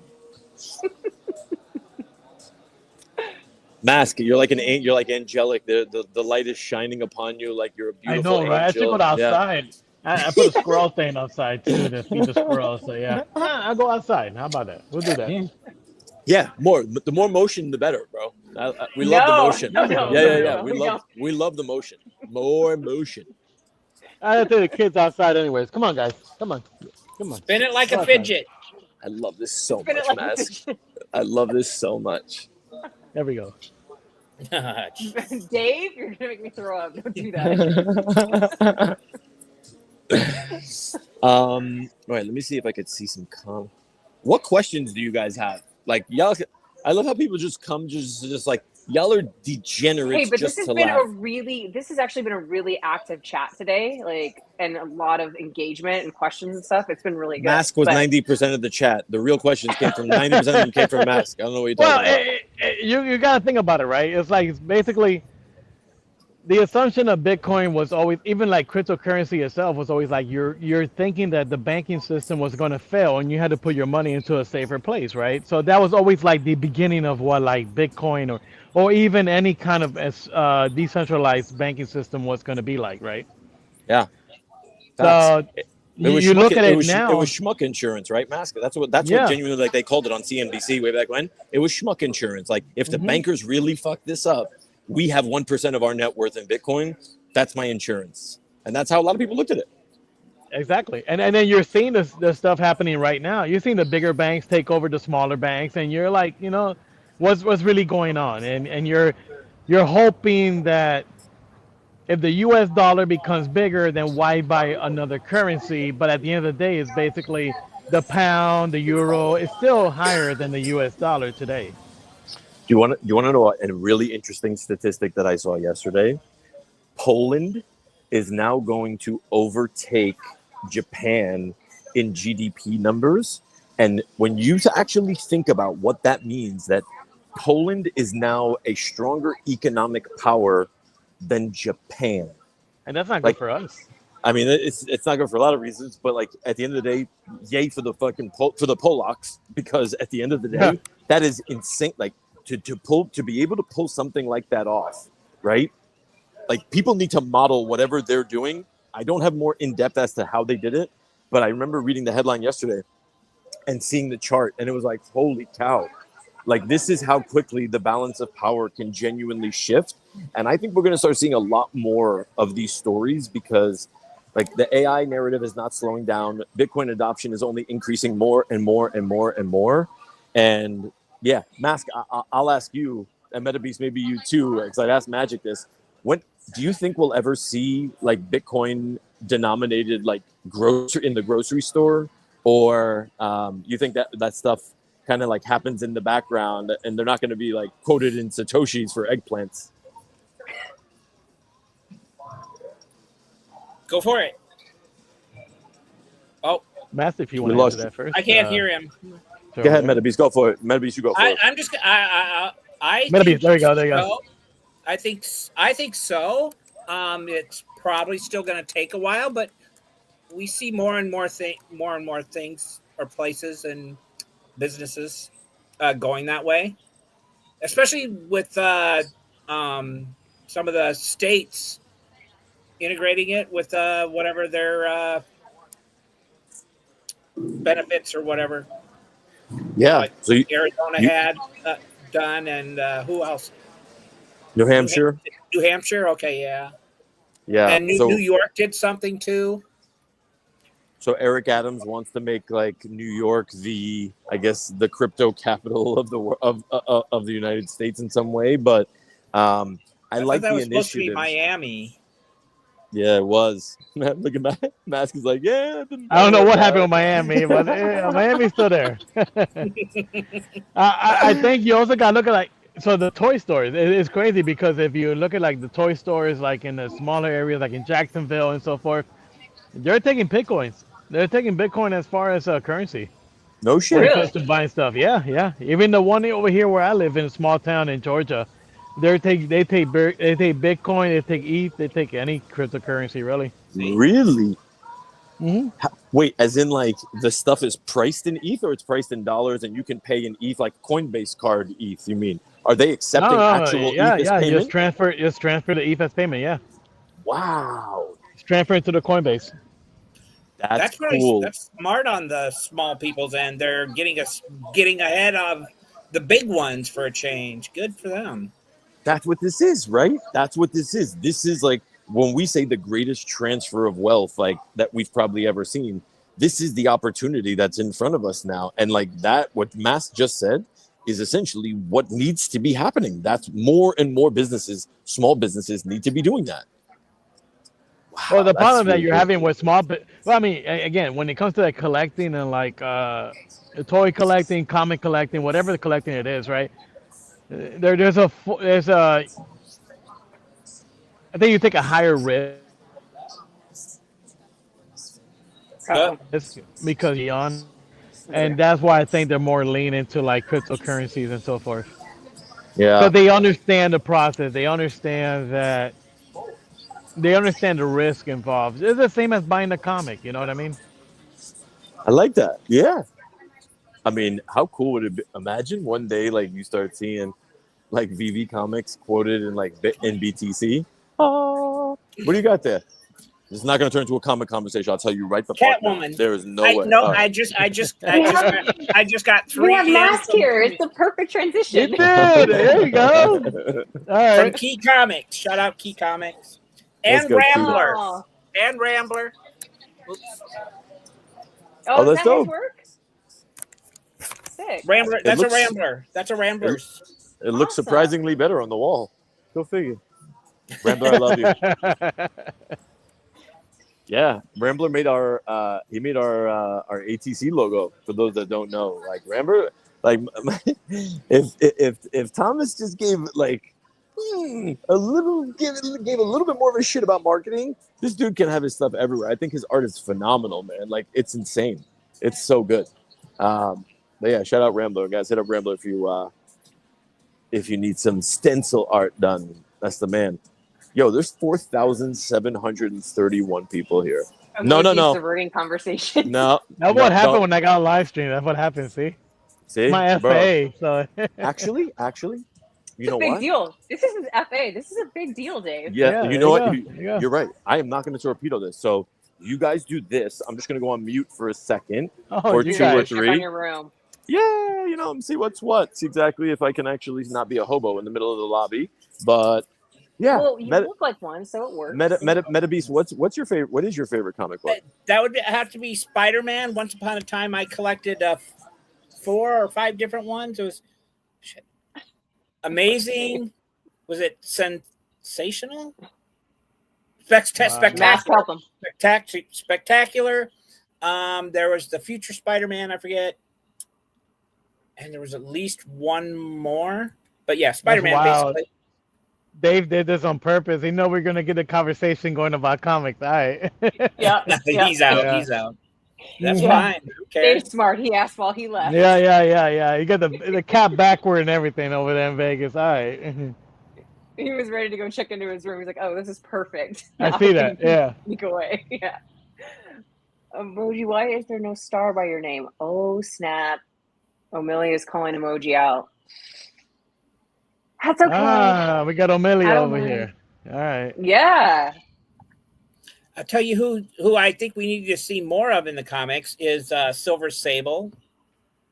I would like to see more of her. Why? A movie too. all right. A movie. Okay. But why? I think we're gonna have some fun movies, right? We're gonna have some good characters coming up. Felicia Hardy is gonna be one of them, right? Somebody I think told me there might be a Silver Sable movie coming. We're gonna too. have Sydney, what's her name, Sweeney over there as Felicia Hardy. Did you watch the latest Marvel film? I'm totally blanking on the name. Mask. Thunderbolts, yes. Yeah. Did you like it? I actually did like it. My wife actually liked it, which I actually was like, all right, good. I think when. Go ahead. I was just gonna say I had never heard of him until this movie came Which out. one? The Thunderbolts. I've Thunderbolts? never heard of him. Yeah. Neither did I. Neither did I. No, so the way I gauge the Marvel movies is basically is my wife gonna like it because of the whole. She's more mainstream, right? And she actually enjoyed it, and she's like, I actually enjoyed the movie because it took more of like intake into like mental wellness and stuff like that. So yeah. Because there are a bunch of crazy. As I drink more prosecco, so yeah, we're talking about mental health wellness. Yeah, there we go. We're good with that. But no, she enjoyed it. I enjoyed it. I thought it was really good. Actually, I haven't seen Captain America yet, so we're probably gonna watch that pretty soon. Did it already come out? That's out? Oh, you're talking about the one with the Red Hulk? Yeah, I haven't seen that one yet. Oh yeah, I haven't seen that either. Thunderbolt was good, and then we got Fantastic Four is coming out, along with Superman. Oh yeah, when I went to the theater on Friday, I saw like an extended trailer for Superman. What are you thinking, Max? You think it's going to be good? How you feeling about it? Again, I use my wife as a gauge because the whole mainstream aspect is like you're always gonna have fans of like DC and Marvel that they're always gonna go see it no matter what. And so, but when I use my wife and my daughter, it's basically like seeing like what the general audience is gonna feel like. They're not really excited for either movie, which is the crazy part, Really? right? Yeah. I I'm also actually think. Oh, go ahead. no, go ahead. You're good. Nope, because I'm going to go to DC here in a second. So if you got more Marvel, Oh, I was gonna go Jurassic Park. I'm like more excited for Jurassic Park for some reason. I haven't even seen that trailer. Another- I didn't even know there was a another movie one? coming out. With Scarlett? Oh god, yeah. Scarlett Johansson, yeah. But it's actually the movie is more in line with the novels and stuff. So if you read any of Jurassic Park novels, it's basically a lot of horror and terror. It looks a little dark like the novels. Good. That was Oh, I can't probably even see what Amelia is chatting on here. that was probably the Fancy it, or you can't? first. Oh, That I was can't probably the now. first book to movie that I thought did really good because I had read the book first and then I saw the movie and I thought they did a pretty good job. Oh, we Switching. lost Mask. Uh-oh. Yeah, the last movie I saw was Friday. I went and saw the Lilo and Stitch film. And I was not a fan of the You saw my- cartoon. you didn't answer my question. Oh, what was the question? Sorry. And did it leave you in stitches? Oh, yeah, that was funny. No, but hold on. Let me see if I can. I'm going to remove. Oh, shoot. I just removed Dave. He's going to kill me. Okay. Now I got Mask back. Sorry. All right. You're all good. There was some funny. So part of the reason I liked it better was they didn't. I didn't like the family dynamic of Lilo with her sister, and Lilo was just like such a brat. She's still like bratty, but like not as much.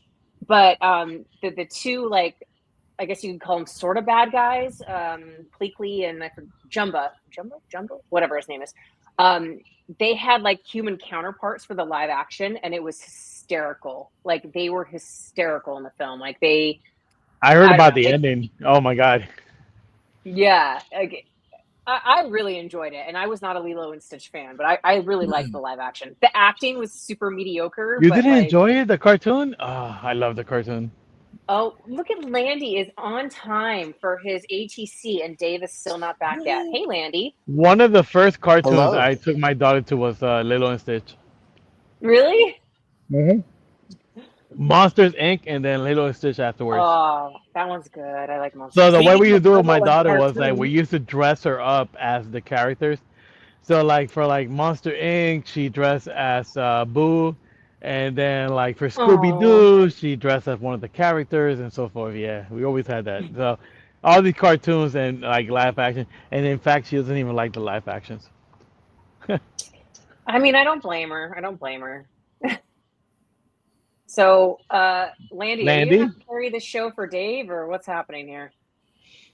Hey, well, I have no idea. I can't carry a show like Dave. Am I What? able to be heard okay? What was the question? Can you hear me okay? Because Yeah, no, I'm you through sound a great. different setup right now. No, you sound great. Oh, awesome. No, well, I definitely can't carry a show. I'm just a little puppet after all. But, I mean, one of the things that I will say is I hope that everybody in the audience will like and share this out there as I guess this is Crypto Magic Hour Meets. ATC edition. Yeah. All right, this is pretty It's cool. I like Crypto this. It's like when you try to launch a new show by like ending the episode and then immediately transitioning into a new show. We're doing sort of like a bridge here. Because I told him, I was like, do you want me to like set you up with another stream? Like, I could set up a new one. We can end this. And he's like, no, let's do both. It's fine. We'll just do it all as one. So I don't know. I think it's cool that you guys are doing it this way. I should have figured out a way to add your socials so you could have streamed from your X accounts as well. But Oh, it's all good. What I'm going to do is I'm going to go walk over to my computer and I'm going to share this out and let people know. I mean, I already Cool. shared it out, but people are probably going to be wondering, like, hey, where's ATC?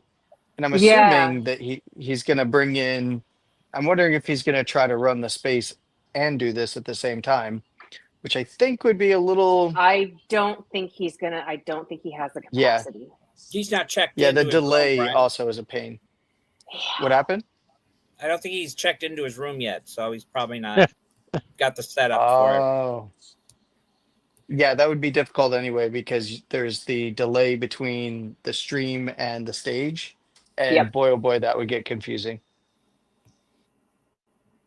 Yeah, I think I can't. Get your man, guys. I don't know what to tell you. It was hard enough getting this show up and running today. Throw him at us. Yeah, Well, it's been a great show. He's yours now. I've been listening. When he told me that he wanted to like roll right into ATC, I was like, wait.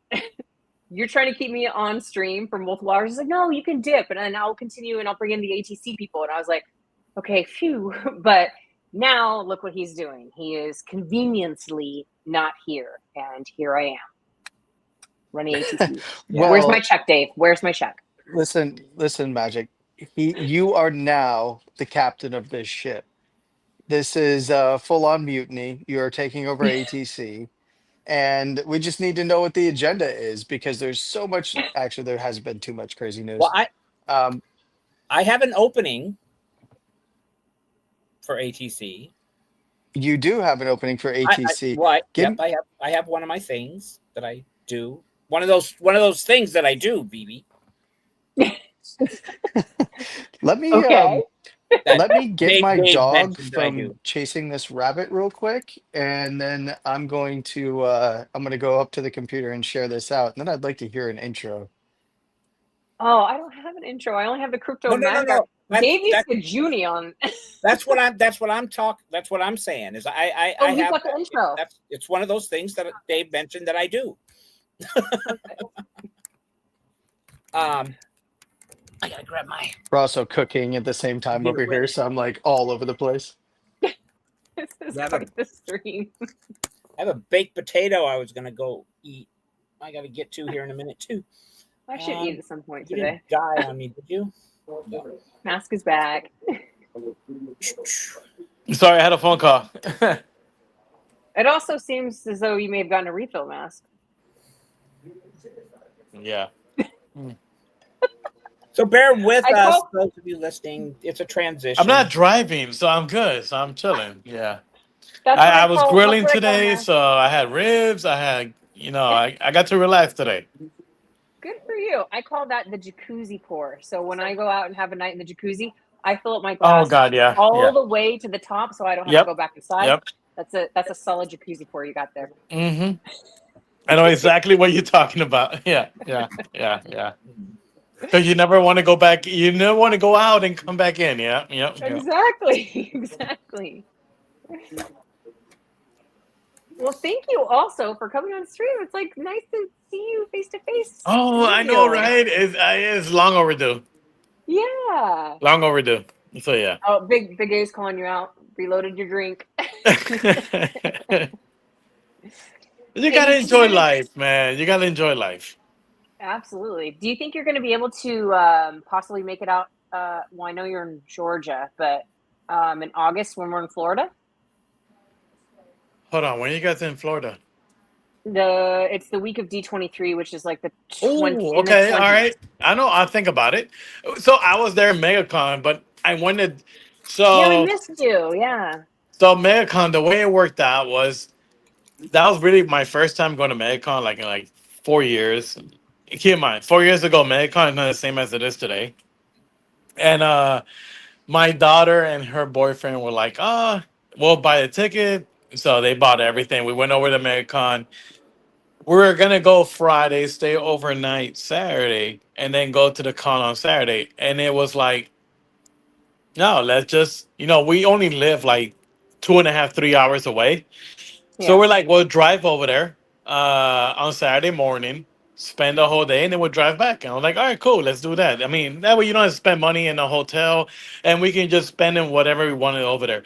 And I was like, all right, so next year we're definitely staying 2 or 3 nights because there's Mm, just so many things to do inside the con. Like yeah. you have all the panels, the meet and greets with the celebrities and stuff like that. So They had a huge celebrity panel. oh God, yeah, yeah. Huge. MegaCon has gotten so much bigger than what it was 4 years ago. It's insane. You Well, know It what I yeah. should just do? go ahead. I was just thinking, you know what I should do? I should totally turn my camera on now when Dave's not around, so that when he gets back, he's like, wait, what? I have to go back and watch the recording to see Which you Landy? never will. Landy, where are you guys No. at? Well, me, I'm sitting at home. I'm gonna go chase a dog who's chasing a rabbit, and I just have to put shoes on now in between cooking for Memorial Day and like all this other stuff that we're doing. Yesterday he was at the But races. Is that like Indiana or something like yes, that? Oh, no, I'm West Coast. oh, West Coast. All right, nice. Where were you? At Del Mar? Santa Anita? Undisclosed location. Oh, Oh, okay. I All meant for right. the Yeah. races, not where you live. I got you though. All good. I don't want to say because it'd be easy to pick me out. I'm not hard to I'm I stand out. Let's put it that way. I stand out. Wait, Mahalo Uh, says, Mask, I just realized who you remind me of. Captain Rex? I don't know who that is. Really? No, no, no. We're not doing the Captain Rex thing. Are you going to Star Wars? Captain Rex is like old and like no. Aww. Wait, so MetaBeast, you said you have like a whole intro ready? I do. Landy's back. Here we go. And then Landy's chasing a yeah. dog, but he's back. just how we always start ATC. We start with what you have to say, Landy, right after. So here we go. All things crypto clerk, chaos, clocks, and cringe. Welcome, everyone, back to our regularly scheduled program. In case you missed anything, here's probably what you want to know most, or possibly the least. 1. Vacation myth busted. Dave bailed for 48 hours, missed 2 spaces, and the market treated support level like the tip jar at a strip club. Moral? Vacations are a governance attack vector. Never give crypto PTO or Dave a travel voucher. 2. MetaBeast blackout. When MetaBeast vanishes for 48 hours, an X base has a 94.3% chance of inducing clinical boredom. The beast eventually returns with enough dopamine to reagnate dead meme coins, but side effects include catastrophic IQ leakage, stimulating, and stupefying. Pick your 3. Bido Verde, Keeper of Time. Let a space drift past over time and I don't Bildo think this is the cracks right the one. cosmic stopwatch. Show up late, and he'll hard fork the timeline just to watch you miss block 0. Respect the clock, or lose your slot. Or Alpha Gamer, verse thermodynamics. 68 Yeah, this is DGF. the wrong one. Damn it. Ah. I'm going to stop it because you can't understand part of it. Shit. All good. Isn't it beautiful? I'm finally doxxed. I'm a shadow. You are You look like a a wall. blur. Yeah, Very where are I you? am. There you are. I'm a Hey. beautiful, beautiful blur. You got to look down. Turn the It camera. was white, Hold and on, then hold all of a on. sudden there's a I'm shade. Yep. No, it's okay. Hold on. Let's see. It's not gonna. It looks like there's no docs today, unfortunately. So Dave is okay. He didn't miss Wow. anything. Right. Since we're killing time, I'm going to do a take 2 on this. No, I guess I'm not. I'm all for it. Let's hear. Here Oh, is you I. don't Go have the ahead, most part current 2. one? Let's go. You guys hold it down for a second. I got to step away. I'll be right back. Oh, now you're wow. I'll be We're back. running I'll a be back, I space. All promise. right. I'll be All back. right. Let's go. Part 2. Let's go. Okay. Come on. Loading. And we're holding space for everyone else. Let's Pretend go. I'm frozen for a minute. Okay. Oh, poor Meta Beast. He froze. I can't Oh, see no. him. Where did he go? Oh, my. God dang it. Everybody's gone. It's loading. I can't say that I blame him. Come on. Now it's going to be funny because I don't know if Cool's actually going to be able to get in here. Can he get in here? We'll see if he's going to come through. Is Dave even coming? Dave's trying to still get here. his room. Yeah. Oh, okay. I think he is. Can you take any longer, please? Here we go. Finally. No, not. There's nothing there. You've got to be shitting me. Edward. Oh, fuck. Okay, Dandy, you take it. What do you got? What have you heard? Do your usual while I figure this out. I mean, here we go. As it turns out, it is Bitcoin day every day. And, I mean, the market's been, here's the thing. Everybody's sweating every little market movement for Bitcoin right now when it's actually still around its all-time highs. It's still technically the weekend for markets, as it is a long weekend due to Memorial Day. So, the market's been closed, and we're just kind of waiting to see kind of where things go with Bitcoin and traditional markets, because we have a big week ahead of us this week, as it's the end of the month. It's last week of the month. We have a lot of economic data coming out, whether it's durable goods or PMI and FOMC meetings and quarter over quarter data that's coming out for essentially inflation data and a whole bunch of other quarter over quarter data. And it's going to be all GDP estimates and stuff like that. So everybody's looking at the markets today and going, well, we wait until tomorrow. Not a whole lot has been happening. We'll see if we actually get any bigger movements, but we can dive into some actual detail in a little bit here. What would your response be to Magic? What she asked was asking Dave if he thought anything coming out of the convention this week might have any kind of a positive or negative effect on the price of Bitcoin. Any speculation or anything you want to share? Look, usually events like this, it's usually a sell the event, right? It's not exactly, maybe there's something that will be announced here that everyone can latch onto, but realistically, the market doesn't work off of news. The market works off of what is needed right now in terms of where liquidity is and what players want to take profits or buy in certain areas. And at this particular moment, coming into the end of the month, we do have a lot of liquidity that's likely going to rotate to get in preparation for the end of the quarter month, which is next month. And we have a whole bunch of economic data coming out. So I don't think that there's going to be any announcements at the Bitcoin conference that are going to be the reason that price goes up and or corrects, if that makes sense. But let me ask you a question though.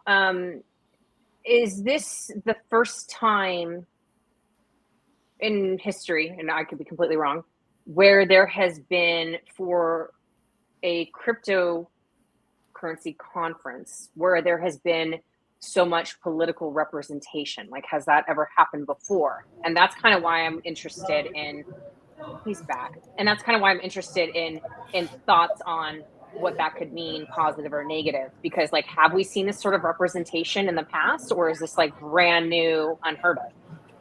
Well, This is brand new, not unheard of, because last year we saw, you know, the political establishment kind of descend upon the Bitcoin conference with RFK, who is still running Mm. at that point and as an independent. And then you had, of course, Trump and Cynthia Lummis, and there was a lot of politicians and people from Washington there. This year, it's just more forward facing, if that makes sense, right? Yeah. So it is, it's one of those situations where I don't think you can announce anything more bullish than what we got out of the two candidates last year, because we already understand what the administration's trying to do. We already know what Cynthia Lummis has been proposing with Gillibrand and many others in the Senate Banking Committee. We already know what the SEC's stance is, and we now need to see what types of policy prescriptions they come up with for crypto. So it's more of it's more of a check-in, in my opinion. And I do think that, you know, there's probably going to be bigger announcements here and there, but I don't think that moves the needle in terms of price action. The market's just going to do what it's going to do no matter what, based on wider economic factors, in my opinion. But I do agree with you that it is taking a more prominent role in our society here in the United States in general, with all of the different interests in here from Washington, but also all the larger corporate players that are there that you're not going to see on stage, that are doing deals in the background, are there to meet and greet and have dinners and talk about maybe the futures of their companies and Bitcoin and other cryptocurrencies. Because, you know, even though it's a Bitcoin conference, there's a lot of side events that are surrounding Bitcoin. And I think that, you know, I think it's going to be a big year in that regard. But when it comes to a buy the rumor, sell the news, usually all of these different events tend to be around the times that we see sell-offs. But that doesn't necessarily mean that that's going to happen, especially if economic news is very, very positive and traditional markets continue to the upside. I would expect Bitcoin to do the same. But if, you know, things come back with all the economic news coming out this week, you know, negative, then I would expect to see corrections in the market, which many in the space will attribute to the conference by the, buy the rumor, sell the news stuff. I just don't. I think that it's good that we have the political establishment there, because those are the same people that, while I'm not thrilled about the path that many things have taken, we need to hold them to account, have them get done what we want to get done. So I think that that's good to have representatives and people like Dave on the ground and others who are actually there and can talk to some of these people.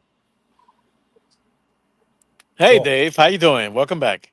Welcome back. Oh, You thanks ready? for having me, guys. Yeah, I see his channel, right? Welcome back. How you doing?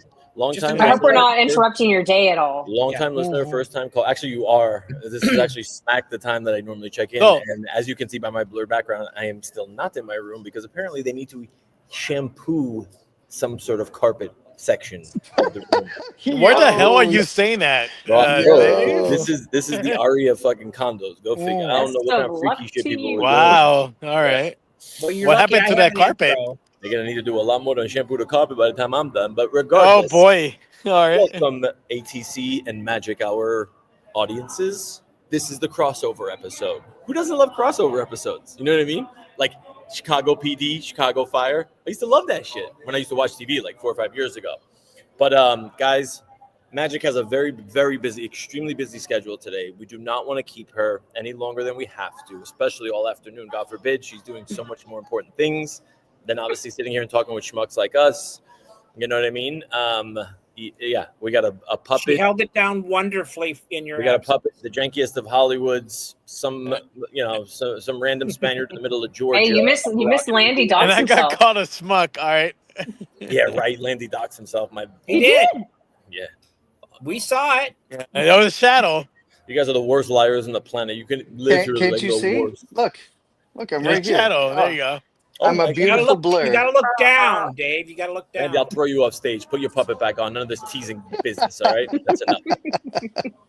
Wait, we got to get cool. Where's cool at? I got to put a tweet out. No, but Magic, I know obviously like you know you don't got to chill. I just wanted to make sure I got on here as like host wise and whatever, so people knew that we were obviously live or whatever. But the magic, I need to hear you say it. I need to hear you say after looking at the viewer count and what I said at the beginning of the show. I need to hear you say it. So please let the people know. Dave, you were Incorrect. Oh no! Don't say right. you No. Incorrect. were, huh? Incorrect. All If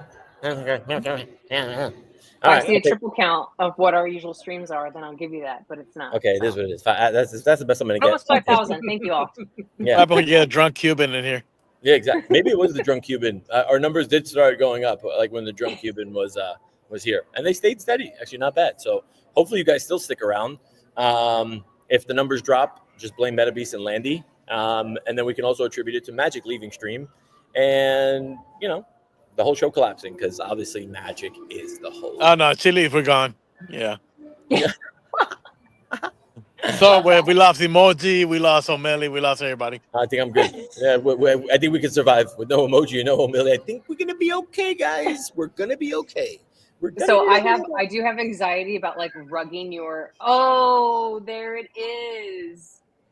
There it is. Oh, we Max, got Omi homies. Oh, Max. Max, you missed it. My alarm went off today. My 2:10 alarm to get the kiddos, which they're out of school, so I didn't need it. But my alarm tried went to off today. impersonate the 57 alarm, Max. It just didn't have the same feel. Different time zones, Max. We pushed it back. You know what I mean? So the 57 alarm went off when I was on the JetBlue flight over here. Oh, I wish that he saw though, because you were fully convinced your alarm was still going to go off because you didn't adjust to the time difference. You know, habit. Did Landy give his whole? I'm assuming Landy gave his whole shtick already. Yep. Yeah, and he did. Yeah. I have your intro. Not really, but intro. we were waiting for an intro. You have an So- intro. I'm gonna do my dip, but I'm just gonna remove myself from the stage because I'm afraid if I leave the studio, it's gonna end the stream. So I'm just gonna stay in the background, and you can end it when it's done. Does that work? Yeah. Okay. That Well, works. thank you everybody for being on, and enjoy the rest of the show. Shout out to the Magic Hour crew. Now. And cheers, Mask. Thank you for being an FA. Oh, let's go, There we Max. go. Yeah. Matt's having like the best day ever. He's like, Oh, I'm chilling, bro. I'm just having fun. Good shit. Thanks, Magic, Magic. thank you. Thanks, Magic. All right, bitches. Welcome everyone back to our regularly scheduled program. In case you missed anything, here's probably what you want to know, most or possibly the least. 1. Vacation myth busted. Dave bailed for 48 hours, missed 2 spaces, and the market treated support level like the tip jar at a strip club. Moral: vacations are a governance attack vector. Never give crypto PTO or Dave a travel voucher. 2. The MetaBeast blackout. When MetaBeast vanishes for 48 hours, an X space has a 94.3% chance of inducing clinical boredom. The beast eventually returns with enough dopamine to reanimate dead meme coins, but side effects include catastrophic IQ leakage. Stimulating and stupefying. Pick your poison. 3. Bildo Verde, Keeper of Time. Let a space drift past over time, and Bildo cracks the cosmic stopwatch. Show up late, and he'll hard fork the timeline just to watch you miss block 0. Respect the clock, or lose your slot. 4. Alpha Gamer versus Thermodynamic. It's 68 degrees in the Bay Area, and I'm melting. Relax, champ. That's room temperature, not Mount Doom. Next time the Bay hits a balmy 70, we'll mail ice packs and a thesaurus so you can describe real heat without sweat soliloquies.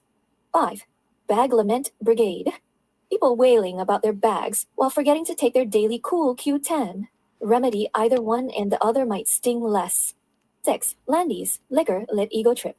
Bills fan, vertically challenged Sock, opened up an X space and revealed his secret alter ego. Landy 2, liquor-fueled life coach. He muted the room, unleashed a 23.5-minute monologue nobody asked for, then begged for 1 more minute, and eventually pivoted into motivational karaoke before forgetting why we were there in the first place. It was pure peak degen theater. Wait, what? 7. Nat. Crypto Wonder Woman on leave. With her lasso of truth in the shop, Chaos Free ran across the panel. Even the mute button filed a restraining order. Hurry back before someone tries to NFT the concept of order. 8. Junie's Great Escape. With zero help from Dave, Junie outsmarted her kidnappers flawless, unfazed yet mildly irritated that he gift-wrapped her to amateurs in the first place, and has since scripted contingencies for any future blunders.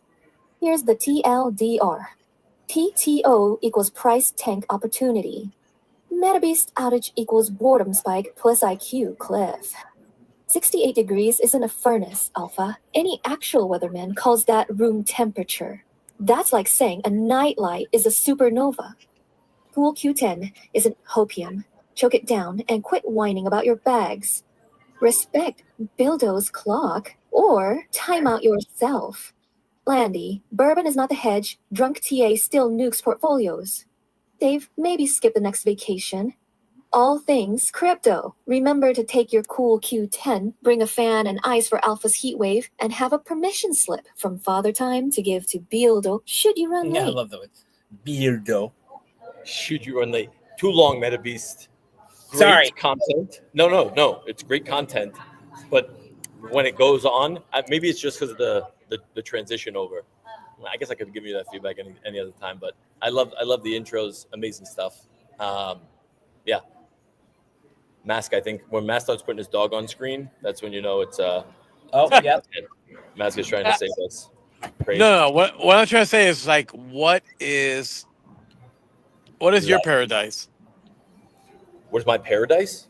Yeah. What's your infinite? That's a deep question, Mask. Is that I really? know it is. It Yeah. is. It's like when you live in the mountains, when you live in the city, you get to see different perspectives. What is yours? I mean, my paradise is a beach, honestly. Like I want a beach.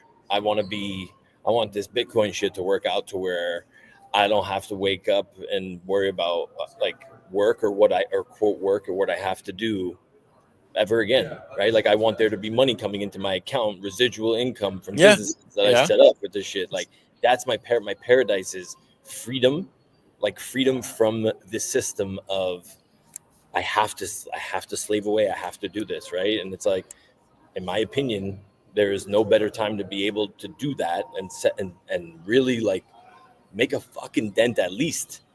Is there a level to your paradise? No, because I can't think that far ahead, right? Like I feel like if I think that far ahead, then I'm almost at a point where I'm like, now you're just it's like a fantasy at that point. It's not even like goals. So for me, it's like Right. baby steps, like let's get little by little because you're gonna get hiccups along the way.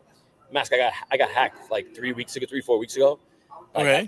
bro, gutted, man. They hacked the MacBook, right? But luckily, I had the majority of my Bitcoin on a cold wallet. But they still took me for a decent amount of money. Bro, I was like, oh my god. But if they would have gotten everything, like I don't know what I would have done to like start over. So like, for me, I'm cherishing every day that I have out here, every day that I'm holding this shit, and every day that shit starts to move up and like the stuff that we're talking about here on this show, bro. Today, I need Coma and Cool on here. Mask, we added K Coma onto our panel literally a month ago, and the kid's been dropping alpha literally left and right on this program. And today, he literally claimed an airdrop that he was talking about just from holding like an NFT. And staking like some of his Kaito, he got a $1,700. You guys know he got a $1,700 airdrop today, free money out the sky. Dave, I have a quick question because I Yeah. know you. Maybe I want to say I know you. It's been like what, 2 years now? easy 3, Mass, Oh, more. Yeah.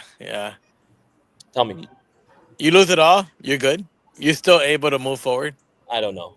I can't. I don't You know. can. I'd have to, but like Your fight, right? Your resolve. Your fight. You're a bro, fighter. You always been. You can agreed. tell. But bro, like when I think about that bear market slump, like I never want to go back to that place ever again, bro. Ever. Like ever. I was not prepared whatsoever. I learned massive lessons, luckily, Correct. quickly. But bro, no way. I don't know if I don't know. I don't know what I would do. I don't want to think about it. But to me, that was in a way like God's reminder to me when I got hacked, being like, you did one smart thing was keep your shit offline and on the ledger. You know what I mean? Yeah. Definitely. I don't know if I could, man. Could you? Oh I mean, God, 100 you don't have times. a choice. It depends. It depends what your definition of like what your paradise or what you enjoy or what makes you happy is. Right? I mean, Yeah. sometimes less is more, right? I mean, Yeah, true. But sometimes too little. what is the end Too game? little. I mean, what is your end game? What is everybody's end game? That's the thing. Like, I think to everybody's going to be different, right? Like, Oh, every single it's person's always going to be different. Yeah. I don't know, but I think the one thing that we all have in common here is we're The unhappy. scary part is not that everybody's different; it's that everybody does not know what their end game is. That's a fact. That is a fact. And I think that's a great point. I think what we try to do on these programs, whether it's Magic Hour, ATC, or whatever, is be able to show people like this shit is real, right? It's not like when I say Coma made $1,700 today, that quote fell out of the sky. Yeah, he had to work for it, but he literally laid out a blueprint of like a couple tweets, a few things here, a few things that like nothing crazy. And like now, and that's been consistently happening. And Cool does the same thing too. And I really want to try and get Cool in here. But I mean, Landy, Landy, are you there or no? Or are you busy? Yeah, I'm here. Oh, No, I'm here. His shadow. yeah. So yeah, right. I was going to There's say, no- yeah, you know, the one Cool and Samara and now Coma, they've been killing it and giving out some really great alpha on just how to do things that do not cost either don't cost you any money or are just a factor of being there early to mint something. Some of these things were even free mints for NFTs that end up getting you massive returns on airdrops. But you guys had kind of went into the territory of could you ever rebuild? One of the crazy things is I've thought about that. Like what would happen if like just I lost everything, had to rebuild? I wouldn't be doing anything different. Um, would it hurt? Would it be a complete turning upside down of my life? Yeah. But you know what? When you have passion for something, you have a drive for something, nothing can, and there's really nothing that can kill it. Because I've been through a lot of shit, especially in markets in the early days. And it taught me a lot because I had to build up from nothing to get where I am in terms of just even knowledge, let alone trading. And I think that you lucked out, Dave, because you were smart and had stuff in cold storage. And, you know, a friend of mine just, I want to say just over the weekend, maybe it was Friday, uh, got attacked via their browser directly.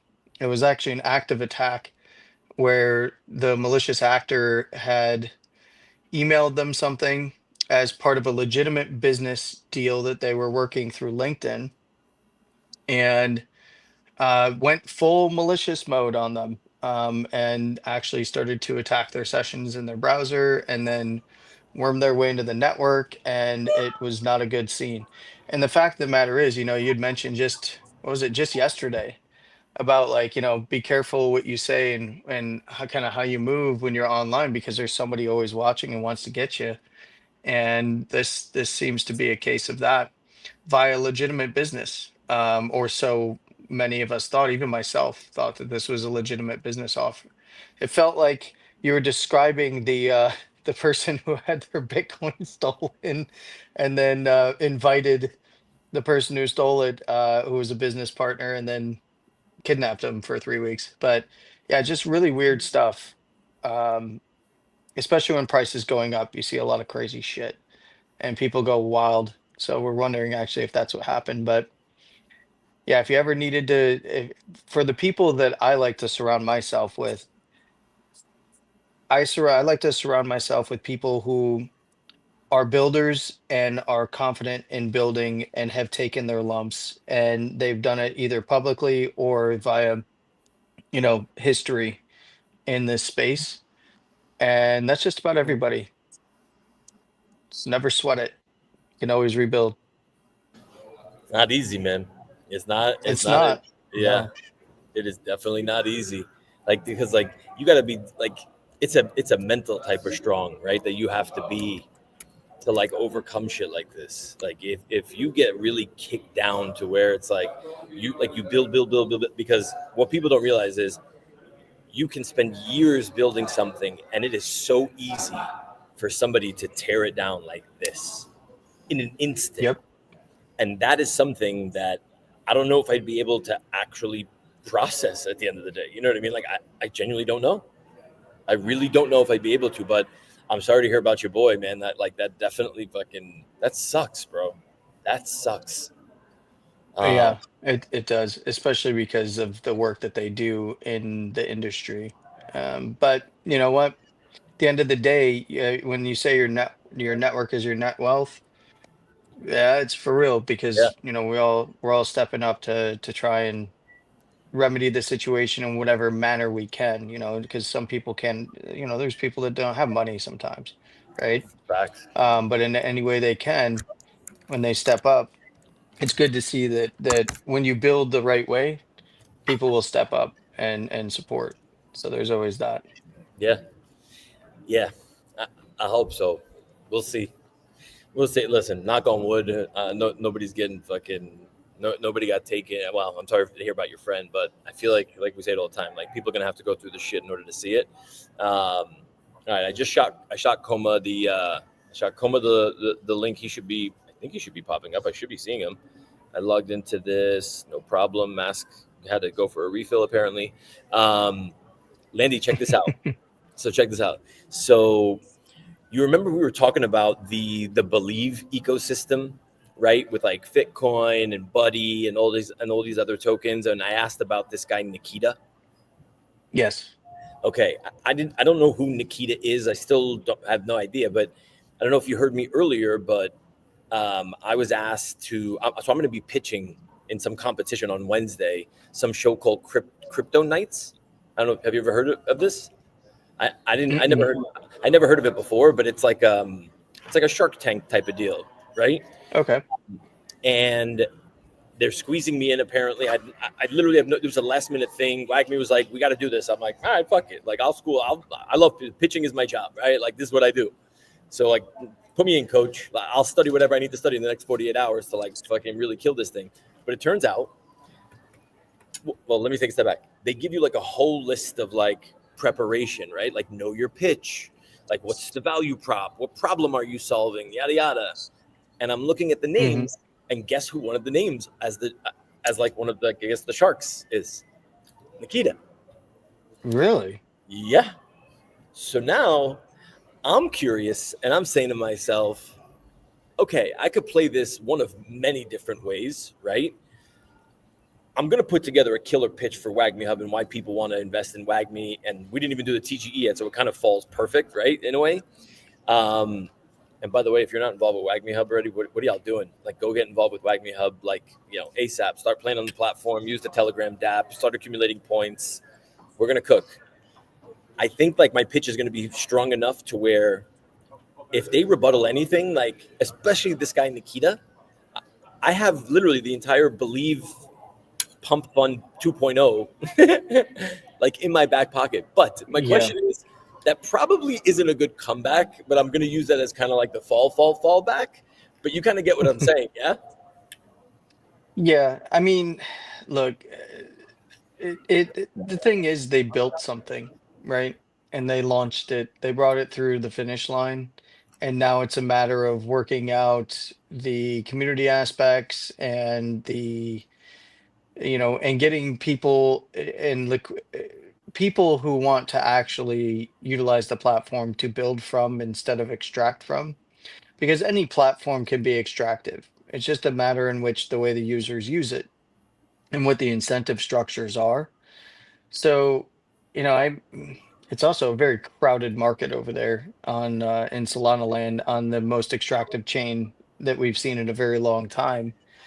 So, I think that um anything that you have, I mean, if you're pitching Wagme Home, it's not a hard pitch, right? Like that's a pretty easy, it's kind of a gimme, Oh, because of the size of Wagme Hub and yeah. what's already available pre-TGE. So, Yep. I'm pretty confident that one, you can pitch anything. I swear you could sell me something I already own. That's what I But told them, bro. I literally said, I was like, guys, I was like, it's not fair to the other contestants because I sell ice to the Eskimos. And they were like, oh, yeah, you're in. Because they told me initially, like, well, we have the spots filled already, blah, blah, blah. I was like, All right, no problem. It's probably not fair to the other guys Hey, Dave, anyway. So for me, You want to check the back room? Yeah, so I can't see Coma for whatever reason. Let me kick VV Magic out of here. Wait, how do The whole stream shuts down when you do.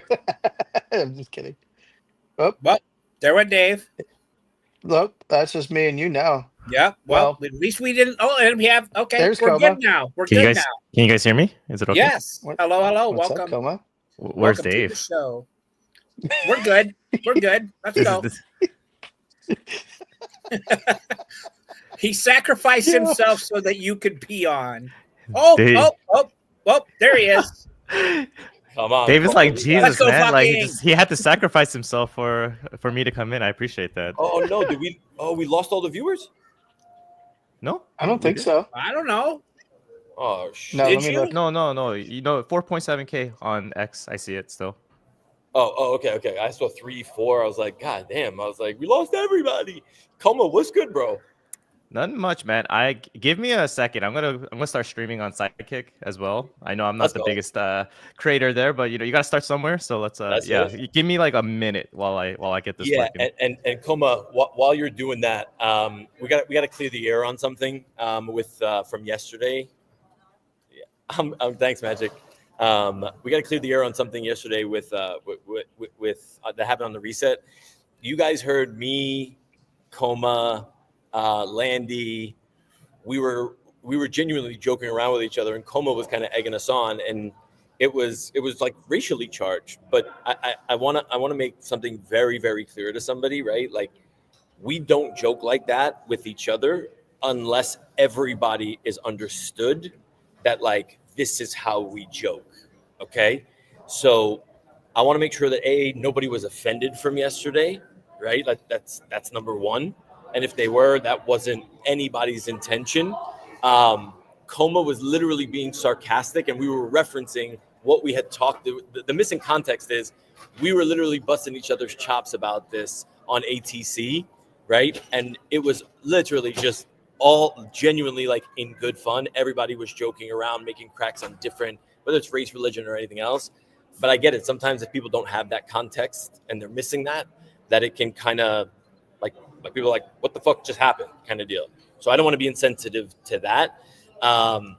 And Coma, that's kind of what I was going to text you about earlier, but I figured let's just address it like on this stream. And obviously we'll chat with the necessary parties as well, but I want to make sure that everybody was good. And Coma, maybe if you want to kind of chime in and let people know that, like, when you were talking, like, that's how we all talk to each other, because like we've been doing this for a minute. But yeah, Coma, I don't want to put words in your mouth, Coma, like, but feel free. No, I totally get it. And there's an aspect of me as well where I need to be a little bit more, I guess, just assertive about certain things. Like, I think sometimes even for me, like, even though it may potentially like cross some lines, I try to always give the benefit of the doubt because of the people who are talking, right? Like Dave, I've talked with you a bunch of times, Landy, Metabeats. Like, I know you guys are all genuinely good people, but I guess I don't know if it's like ignorance is the right word, but it's just, if we say certain things about certain different types of people, depending on religion, race, or things like that, it could get a little, it could go down a very bad spiral. So as someone that's receiving it, I always try to give the benefit of the doubt. And that's something that even I personally, was partaking in, right? So there's no real like one-sided blame or anything, but it's even on me. I need to be better about just like maybe even just kind of like toning it down. And we're all just joking as creators. We just need to like let loose sometimes. But overall, I think it's a good point. And I think number one, the whole point was for us to talk about the whole post in general and how and it was supposed to be a funny thing, but and then we kind of went down this other rabbit hole, and I could totally see that, and that's something that overall maybe we just as a collective need to be better about. So overall, water under the bridge, at least on my end, but definitely if we need to talk to some other listeners and stuff and just like kind of square it all out, I think that's perfectly good in my book as well. I think because people missed the context, right? Like they missed the entire ATC episode where we were busting each other's chops about all of it, right? And there was jokes flying around for everything. And I guess maybe what I'm realizing now too is maybe it's just better. Like, let's just steer clear of any of the drama, Yeah, like exactly. any of it, and like let's just we can figure out how to have fun other ways. You know what I'm saying? And like, yeah, there's enough for me to crack on you guys, whether it's Coma with purple fucking hair or MetaBeast living in fucking Hollywood or Landy never showing his goddamn puppet face. And take your, I mean, I don't know how you can come up with anything for this, but it is what it is. You know what I mean? But yeah. No, definitely. Yeah. Well, let me cut in here and just say that I'm sorry, that was actually on me because I recognized when it crossed the line there. So and I do extend my apologies. There was nothing really meant by that. It was just a joke and yeah, so some of those sometimes that could be misconstrued and definitely not meant in any realistic fashion. And it was, yeah, it was, the context definitely was lost. So inappropriate, a little knuckleheaded on my part there. So I do apologize. Yep, that's all good, all good. I'm now gonna go on live because I think that's a good time to do it. Now that we got the PSA out of the way. Now that we got the PSA out of the way, I'll probably start streaming. I'm literally clicking the button now, but no, live trading here with Crypto Magic Hour and all things crypto. Seriously, but no, you guys have been already talking for 2 hours. I feel a little bad coming in now. Aren't you guys? Nah, listen, I didn't think. Obviously, I didn't think any of this through. You know what I mean? Oh my god, wait. Mhm. So wait, can I only have 4 people on stage? Is 5 people not? If I add Mask, is it going to kick somebody else off? No, Why don't you- we had 5 already. It's once me. upon a time. It's me switching. So I'm going to be dropping from phone. Oh, And there then we I'm go. going to come back on my other account. Oh, and Mask is here. So if you want to bring me up on the other side I there. don't know what the fuck Mask is doing, to be honest, and I'm kind of scared if I'm being dead honest. I don't know what the hell's gonna happen with Mask, but yeah, it is what it is. Refills. Yeah, refills for real. Yo, Coma, shout out to the Sidekick crew that's now tuning in. So now we're on YouTube, LinkedIn, X, Instagram, Sidekick. That's a powerful index. Let's go, Funky. Index. Let's go. All right, I'm back. All right, so now what are we talking about? Dave, I know you mentioned my name about the drop and stuff like that. Should we go through with that? Yeah. So essentially, what I wanted to do, I was telling everybody like before you came on. Obviously, like what I said in that tweet today, I meant every word of that. But like, how genuinely, like the stuff that we're talking about out here. Oh my God, Mask is scaring the shit out of me right now. Gave you a raving review, Coma. Yeah, Coma saw it, but at the end of the day, it's like this is what makes ATC genuinely valuable. It's everybody's different take, right? It's the value that you bring, and now it's value plus people get to see the proof in the pudding. You know what I'm saying? Because Coma, do you want to maybe talk about like the what's it called airdrop that you got today? Kind of how it went down, how it came about, what you did for it. Yeah, and I think one thing that you always regret is, and this is probably where greed kicks in, is like, why didn't I talk about them more, kind of thing, But regardless, I will have to say that this was one of the best ROIs that I've gotten so far in doing Kaito and like InfoFi, beyond the actual Kaito airdrop. And yeah, like, so Huma Finance, they're actually backed by Circle. And they're all about the stable coins, that whole market, trying to take over that stable coin market. And I will say this, Dave, you know how I mentioned in that tweet responding to you, I said, it's not just about what you know, it's about surrounding yourself around people that know more than you about different things that you don't know about, right? And I love my ATC crew, but there's this other crew as well that, they always have some alpha, like Hyperliquid or Huma Finance. Like this guy that I'm pretty close with, his name's A West. He told me about Huma, and I was like, whatever, He's like, no, man, just like tweet about them, like post a couple things. You never know what's gonna happen. And I don't even think I was on the top 100 leaderboard because they actually extended it out to maybe like 500 or something. But just a couple of tweets that went pretty like high number of views. And if you look at my account, I got about 15,268 Huma tokens at 7 cents. And then I also got 9,288 tokens for staking my Kaido with like the NFTs.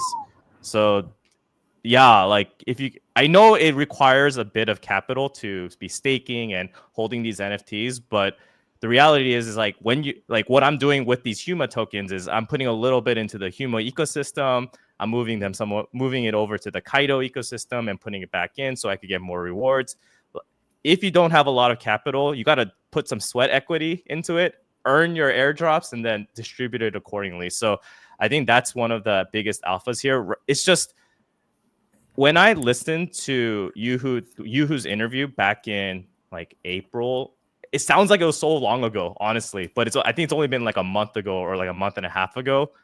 The way he talked about why staking Kaido is going to be so important, like when I heard that, I literally just swapped 2 of my ETH into Kaido, and I was like, I'm just gonna try to get to 5,000 as quickly as possible. He didn't even mention 5,000, but I just said I'm gonna try to get to as much Kaido as I can without maybe over leveraging myself just to go all in on Kaido. But I got the NFTs as well. Like that interview, like people in crypto have such short attention spans. They don't even want to like watch a full 1 hour interview, man. But I literally took notes, and like once he kind of exposed the alpha, it just told me that, hey, let's put my money where my mouth is. I already invest a lot into Kaido anyway, so might as well just put more money into the Kaido ecosystem, and I'll get the NFT, and I'll just double down on myself, right? So I think there's a bit of alpha here where you still need to do your research. You still need to do your sweat equity. It's not just like I talked once and I got a crazy airdrop. There is a level of like upfront work you need to do to actually have like conviction to make these ballsy decisions, right? Like move $5,000 of ETH into Kaido is not like, like something.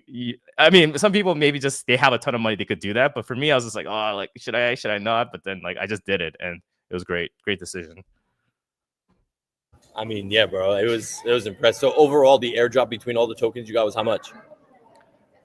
Between all the tokens, what do you mean all the tokens? Like through Huma and everything like that? Yeah, the Huma tokens. The Huma tokens, I got about $1,800 worth. Yeah. Beautiful.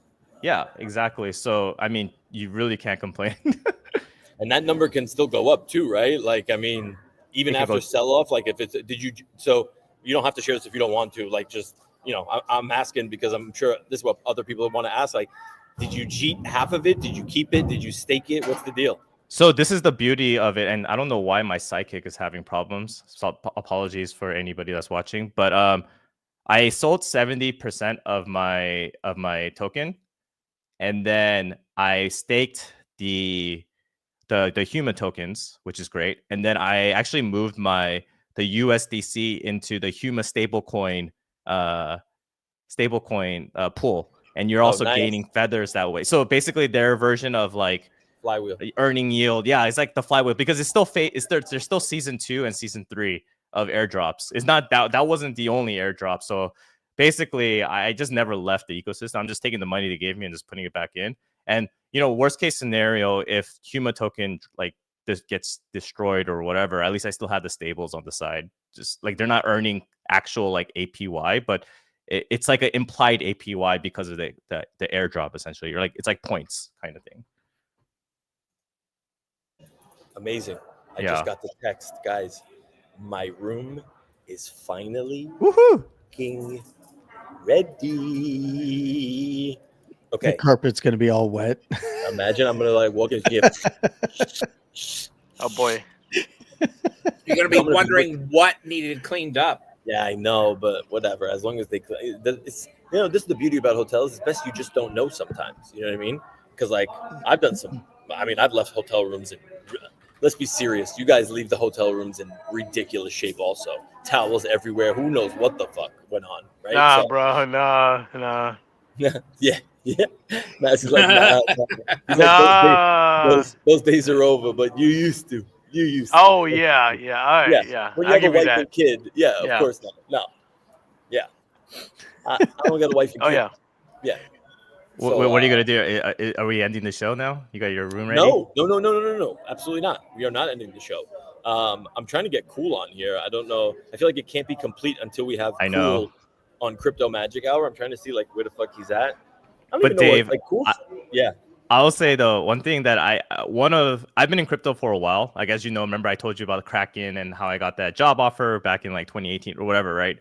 I think one thing that really changed for me this cycle, which I encourage everyone to do, And this is the reason why I really love this group is try to branch out of your little bubble. If you're like a chain maxi, whatever it is, like an L2 maxi, L1 maxi, whatever, right? I understand why you want to support that specific chain, but what actually opened my eyes to a bunch of different things is just kind of getting outside of my bubble, talking to newer people, right? Sometimes you're just like in the same chain, just complaining all the time and like, why is nothing happening? And then you realize how much innovation is actually happening sometimes outside of your chain, right? So like the AI space and like, the meme space, like there's just so many things going on that sometimes I feel like we're just kind of closed off from trying to accept new ideas or accept new people. So I think that's the one thing that this cycle I've been doing differently is kind of like working for my bags in a way that I'm just trying to learn as much things as I can. And it's been super helpful. Okay, who's talking? Me. Maybe that's Coma. Okay, come on. So here's my question, right? What's funner? Is it investing in coins or like meeting people and like socializing and all that stuff? What is the best part of the experience? What's the best part of the experience? It's a bit of both. I know that sounds very cliche, but it really is. Like when you're able to see, the thing is, I used to trade like for a good like 3-4 months. But the problem with trading is, even though you're winning, you really have no one to talk to about it. Like you're just kind of by yourself saying like, 60%, let's go, but like, who do you like high five? No one. Exactly. Right? Yes. There you go. With the but at least with InfoFi and the creator ecosystem, like I'm in group chats with friends that are also, getting their own respective deals, or, they want big on Huma today. Like one of the friend that I told you about, Dave, he made $3,000 airdrop because he was very high on the leaderboard. Yeah. And he was staking 0 Kaido. So that was purely all sweat equity. Oh, just yapping. And look what you got just from what? So yours was holding the NFT, having the Kaido staked, and a couple tweets. Yeah, exactly. A couple of tweets, but they did half decently. But still, like he was actually high on the leaderboard. I was still relatively low. But that's what I'm talking about, Coma. Like that's what I mean when you asked me earlier, it's like, what's the dream? The dream is put your money to work, like Coma is literally talking about, to where like his money was literally earning him money just by sitting there, being staked and owning. The industry that I'm into. So what I do in my job is small term business lending. So that's big business, Mask. That's big. The main revenue is basically just renewals, right? It's just residuals, right?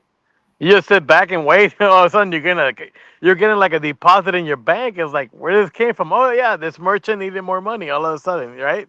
So it's residuals as number one goal. But again, it goes back to like, where are you making the most fun at, right? And I think Amelie, I was talking to Amelie the other day, and I was like, I look around, and for those that do not know me, I'm like very big into like toys and comics and things like that. So I don't really invest, but I like the collecting aspect of things. So, and we see the value goes up when it comes to collecting, right? And one of the things there is basically like, what do you enjoy most? Is it the community or the actual items you're buying? And the actuality is the community, right? Is the being able to talk to other people. Because I mean, in the world that we live in today, you can actually communicate more with people that are not from, the US. It could be from another state, another country. It doesn't really matter. Whereas, you're not really communicating face to face. And I think that's the big part of it when it comes to like. I met 2 friends from Turkey. I am definitely taking my wife. We're going to go sometime next year to like meet up with these friends that I've met on Heck yeah. Right? Yeah. So I think that's the beauty of it, right? Like you just meet good people. I know crypto just has a lot of shady people, but there are a lot of good people in this space. Oh as yeah, well. yeah. So you just gotta pick the right tribe and stick with it. And that was how about like to Amelie was like, there's a lot of negativity when it comes to like Star Wars fandom or like Marvel's fandom and collecting and sort of. And it's like this is the only space where you still hear the term "wag me." Insane. Let's fucking go. I know, Dave, you love that part. I love it, bro. It's true. It's true. It's 100% true. Magic wants filled in because she missed KTA and ZBEC. Oh no, that's me. When I write, for whatever reason, it comes up as ad because I'm an admin on Magic's account. Yeah. Gotcha. For those that don't know, and Landy, Coma, Meta Beast, Mass. This Vince literally sent me. Okay, so Vince under BTC Vince sent me a DM maybe I don't know a month ago, and he was telling me about like the ordinal thing that he's got cooking, whatever. Shout out to 5,000 people. Let's fucking go. He was telling me about like the ordinal collection he had or whatever, and he gave me he gave me 3 other names to watch. This is a month 1 month ago. Okay, one of those was KTA. Now I'm gonna tell y'all, just listen to the numbers, and this is on, I mean, wild volume. I just watched these. I put them on the watch list, right? Kita went from 18 cents to 80 cents in 30 days. Okay, high of 87 cents. That was KTA, and that happened probably over the span of like maybe 3, 4, 5 days.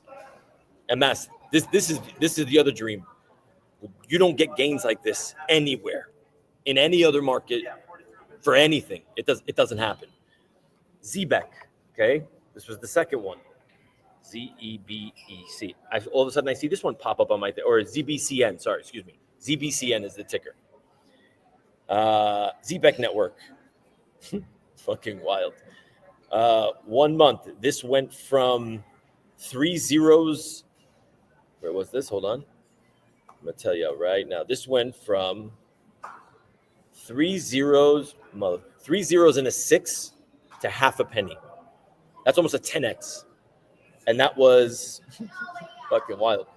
That was 27 days ago. So now I'm like, what the hell? What does he know? Like, and now mind you, remember, he gave me 3. So I'm like, Vince, I can't find the DM. I don't know where the hell it is. I don't know if it's Twitter acting up when Twitter was having the wonky DM day the other day.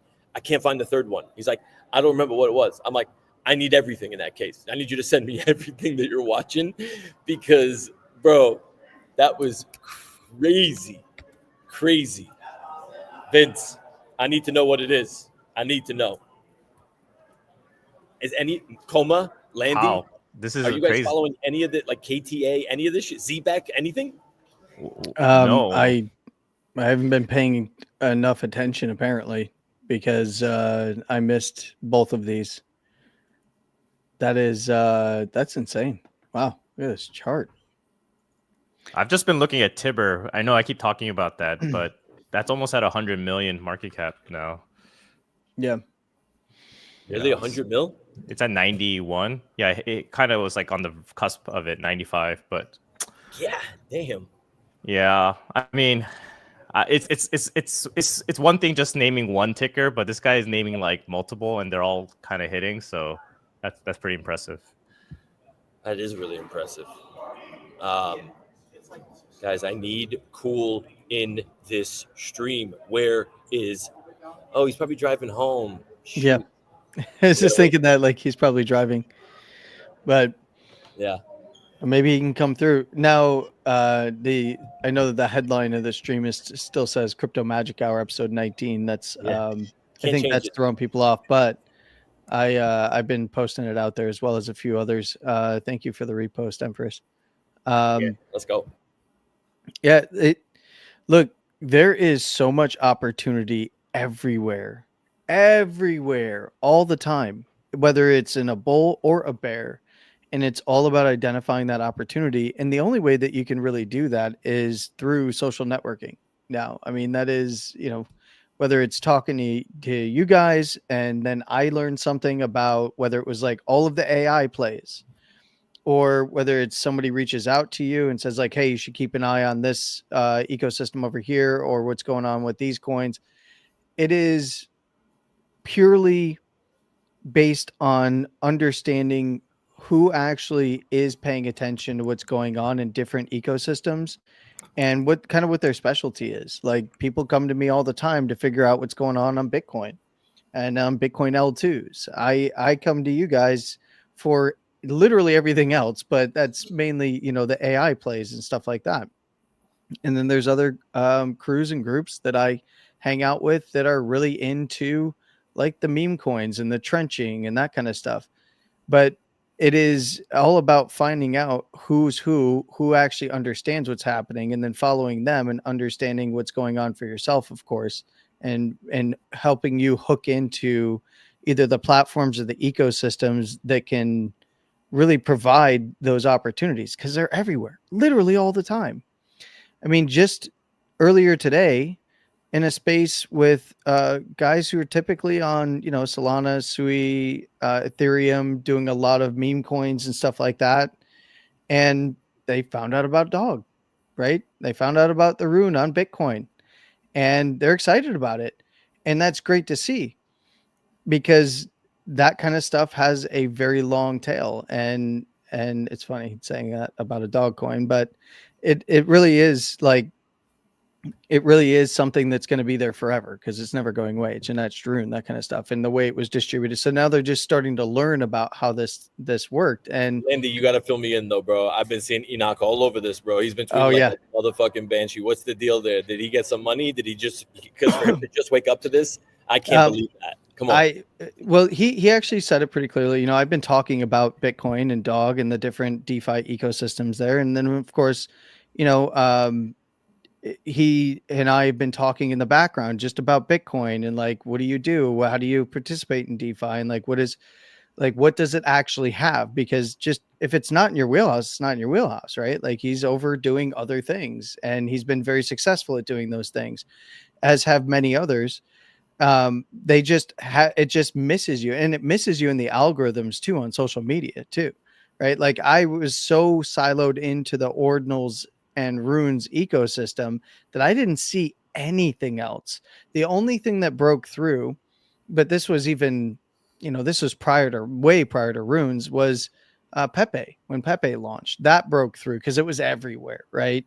It was you had to work to miss Pepe, right? Like, you had to just actively not want to be involved in it, or you had to be such a maxi in Bitcoin that you didn't want to go over to Ethereum or something like that. And it's very easy with the size of the ordinals ecosystem just to miss what was going on.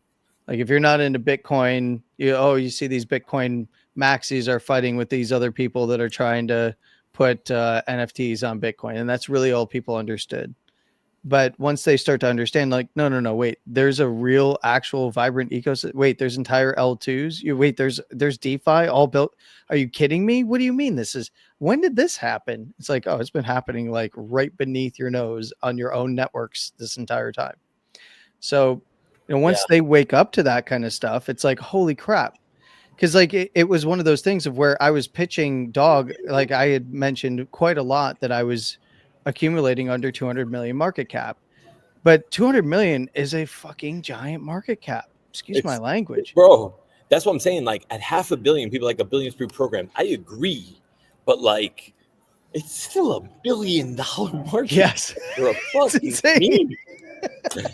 This is where like I struggle a lot. Like, I bust Bildo shots because I'm like, Bildo, you're trying to apply logic to certain situations that don't apply, right? Like, just in whatever. Like, I was saying this to him last night. But it's like, I'm doing the same thing now where I'm like, but it's still $500 million. But realistically, I bought Trump at $6 billion, and that shit went to $70 billion. You know what I mean? So, I mean, where do we look? I'll say this: those are two, a Kraken listing and Enoch tweeting about your shit like a motherfucking, like, he literally just became like part owner of like the Dog franchise. Is great. It's amazing. Yeah. Right. That tells me that a guy of his stature has now a pretty sizable position and wants to see this thing succeed. And when dudes like that, I mean, Enoch's a crazy motherfucker, but when dudes like that set their sights on something, you see it on the timeline. Like, he's not going to stop. He's going to continue to tweet about it. It's going to continuously be in your face. And when you combine that with the Dog army, that's powerful, dude. That is powerful. So maybe $500 million, even though it's still $500 million, what's $5 billion? Yeah. I don't know. And that's kind of, that's all about identifying opportunity. And even if even if we get a sharp correction in markets, everything's going to dump off. And then now people understand like, oh, hey, there's this thing over there on Bitcoin. It's called dog. And I almost went into like a sailor speech there. There is no second best. You're listening to dog is more dog. Yeah. But yeah, it's one of those things of like, there's been so many things that I've missed over the years. Now I've been very fortunate because I'm connected and I know a lot of people and I'm getting more involved and I'm coming out from behind the scenes where all the builders were and all the artists were to actually explore what's going on. And I knew right away what my knowledge gap was. And I knew that it was in AI. And look at how you guys are utilizing AI right now in the way that that's now come all the way full circle into airdrops and like what Coma just did with like a really sizable claim for not doing a lot. Yeah, you're putting out the work. Maybe you get an NFT, but then you just sit back and you wait realistically. And it's kind of like, you're working for the potential to get a nice size airdrop. And it's the same thing as what people already do when they invest in crypto and then they go and they bull post about their crypto, except you're not having to, in most cases, invest. You accept anything but your time. It's the other way around, right? Like you get the money after. It's not like I bought it, now let me go shill it. It's like, go shill it, and then maybe we'll give you something. I gotta correct Landy a little bit. I don't want to. Sometimes when you're, I'm saying when you're selling a dream, sometimes you say like, "Hey, just sign up for my course, and you'll become a high ticket closer, right?" That just watch ATC and you'll be rich. For the rest of your exactly. life. So I don't necessarily want to say it's been easy work. Like definitely, I'll be the first to admit that I have not been getting a lot of sleep. Like I've been probably sleeping like 4 to 5 hours a day kind of thing. But the reason why is because I wake up in the morning very excited to like look at the content, look at my yaps, like look at my leaderboard. Like I'm hyper fixated and like obsessed with the Kaido ecosystem and now kind of like the virtuals ecosystem as well. So there is a lot of like mental like work that you have to do to get to this point. But I do agree in a sense that you're not necessarily putting monetary, investment, but you're putting a ton of sweat equity into this. And from that perspective, it's like, damn, yeah, like when you actually do get the airdrop, you're like, wow, like how did I just randomly get this like $1,000 airdrop? But if you look back at it, you did make a lot of posts. You did do the research to put money into Kaido, the staking. All of these little things do add up. And I think I'm at a point even on my own X account where I'm not necessarily a quote unquote small account anymore. Like I'm a decent sized account now. So if I do make a tweet or I do make a post, it does get decent coverage. But before the 5,000 followers, I know Dave's going to laugh because he has like 20,000, whatever, but I'm just kidding. But no. But like what I'm trying to say is like, when you had like the 1,000 followers or under, it is so hard to grind, but eventually you do get there. But yeah, it still requires a lot of work, and it's not easy for sure. But I've been saying that in general about the space itself. Even with NFTs, you can't. I don't think you can just buy them and expect them to do something. They gotta rely on the community to help, just sell it as well. Like the kid called Beast. Sorry, Dave.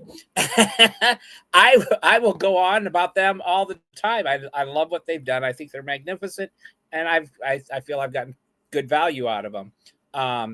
And just creating with whatever you have, and showing it off can also help. But everything in the space, I think requires some work on our parts. 100%. But it's a plan too, right? Like you gotta Coma's not doing this shit with like just thinking I'm just shooting in the dark, right? Like that's not what he's doing. True. Like he is strategically writing tweets, tagging specific people, right? Mentioning specific names, companies, not just because he has to talk about them, but it's like, how can I literally squeeze the most juice out of this fucking orange right now, like, and get every last drop of value? Because when you are like I'm not saying this is Coma's now, but everybody started off in the same place, right? But I think that it's never been, I don't want to say easy, but it's never been easier to be able to gain influential followers, because that's the beauty of these systems. The way they're set up is it's not 500,000 like followers that you need in order to like be successful. It really isn't, genuinely. And what we're seeing now more and more is who are the smart followers that are following you, right? Poshburger. Why is Poshburger calling me? I didn't hear anything from Poshburger. don't Maybe know. it's the Fedora. Hold on. Hello? He wants to do a deal. Well, I mean, to Dave's point, and to yours too, Coma, Okay, got it. I was on the live stream. I don't want to make light of like the work that it takes to put in, but I equate it to people who already invest into ecosystems or coins or NFTs, like MetaBeast was saying, and then you become an advocate. It's like the dog army, or another really prominent community that raids hard is Apu from their Ethereum contract side. And there is a lot of effort that people put into things because they're already invested in it and because they enjoy it, and there's community there, and there's all the rest. And in something like this is now taking the power of AI, social media, and the way that projects want to reward away from the old days of the Discord grind and you got to know somebody to actually get in. There's actually a way in, and a way for you to benefit with minimal investment outside of your time up front. And yes, you do have to build that network, and you do have to build your social media profile, but the biggest thing is I've seen accounts with 3,000 followers that have like I like the plugin for wall chain. So I've been using that a lot, right? They have like 200 score on there, and they got like 3,000 followers. I'm like, I don't even know how they got that.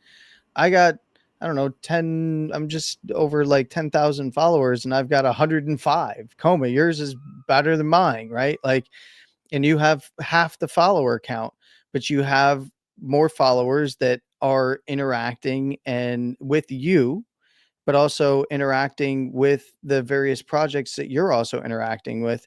And therefore that vector for rewarding somebody, I think, is a really good model going forward. Now, and I like that projects are also willing to adjust with it, because once you find ways in which people exploit these things or that kind of stuff, you can update the model to then reward the people who are really getting the project ethos and name out there. And it does force people like yourself to do the research on them, so that essentially you end up in a position where, I would hate to say this, but you're a kale, right? So the old kale. Wait, honest I question: do you guys consider yourselves kale? No, I am. If anybody's coming to me for anything outside of Bitcoin knowledge on the chart, then they're probably looking in the wrong place. So I usually give everybody the warning.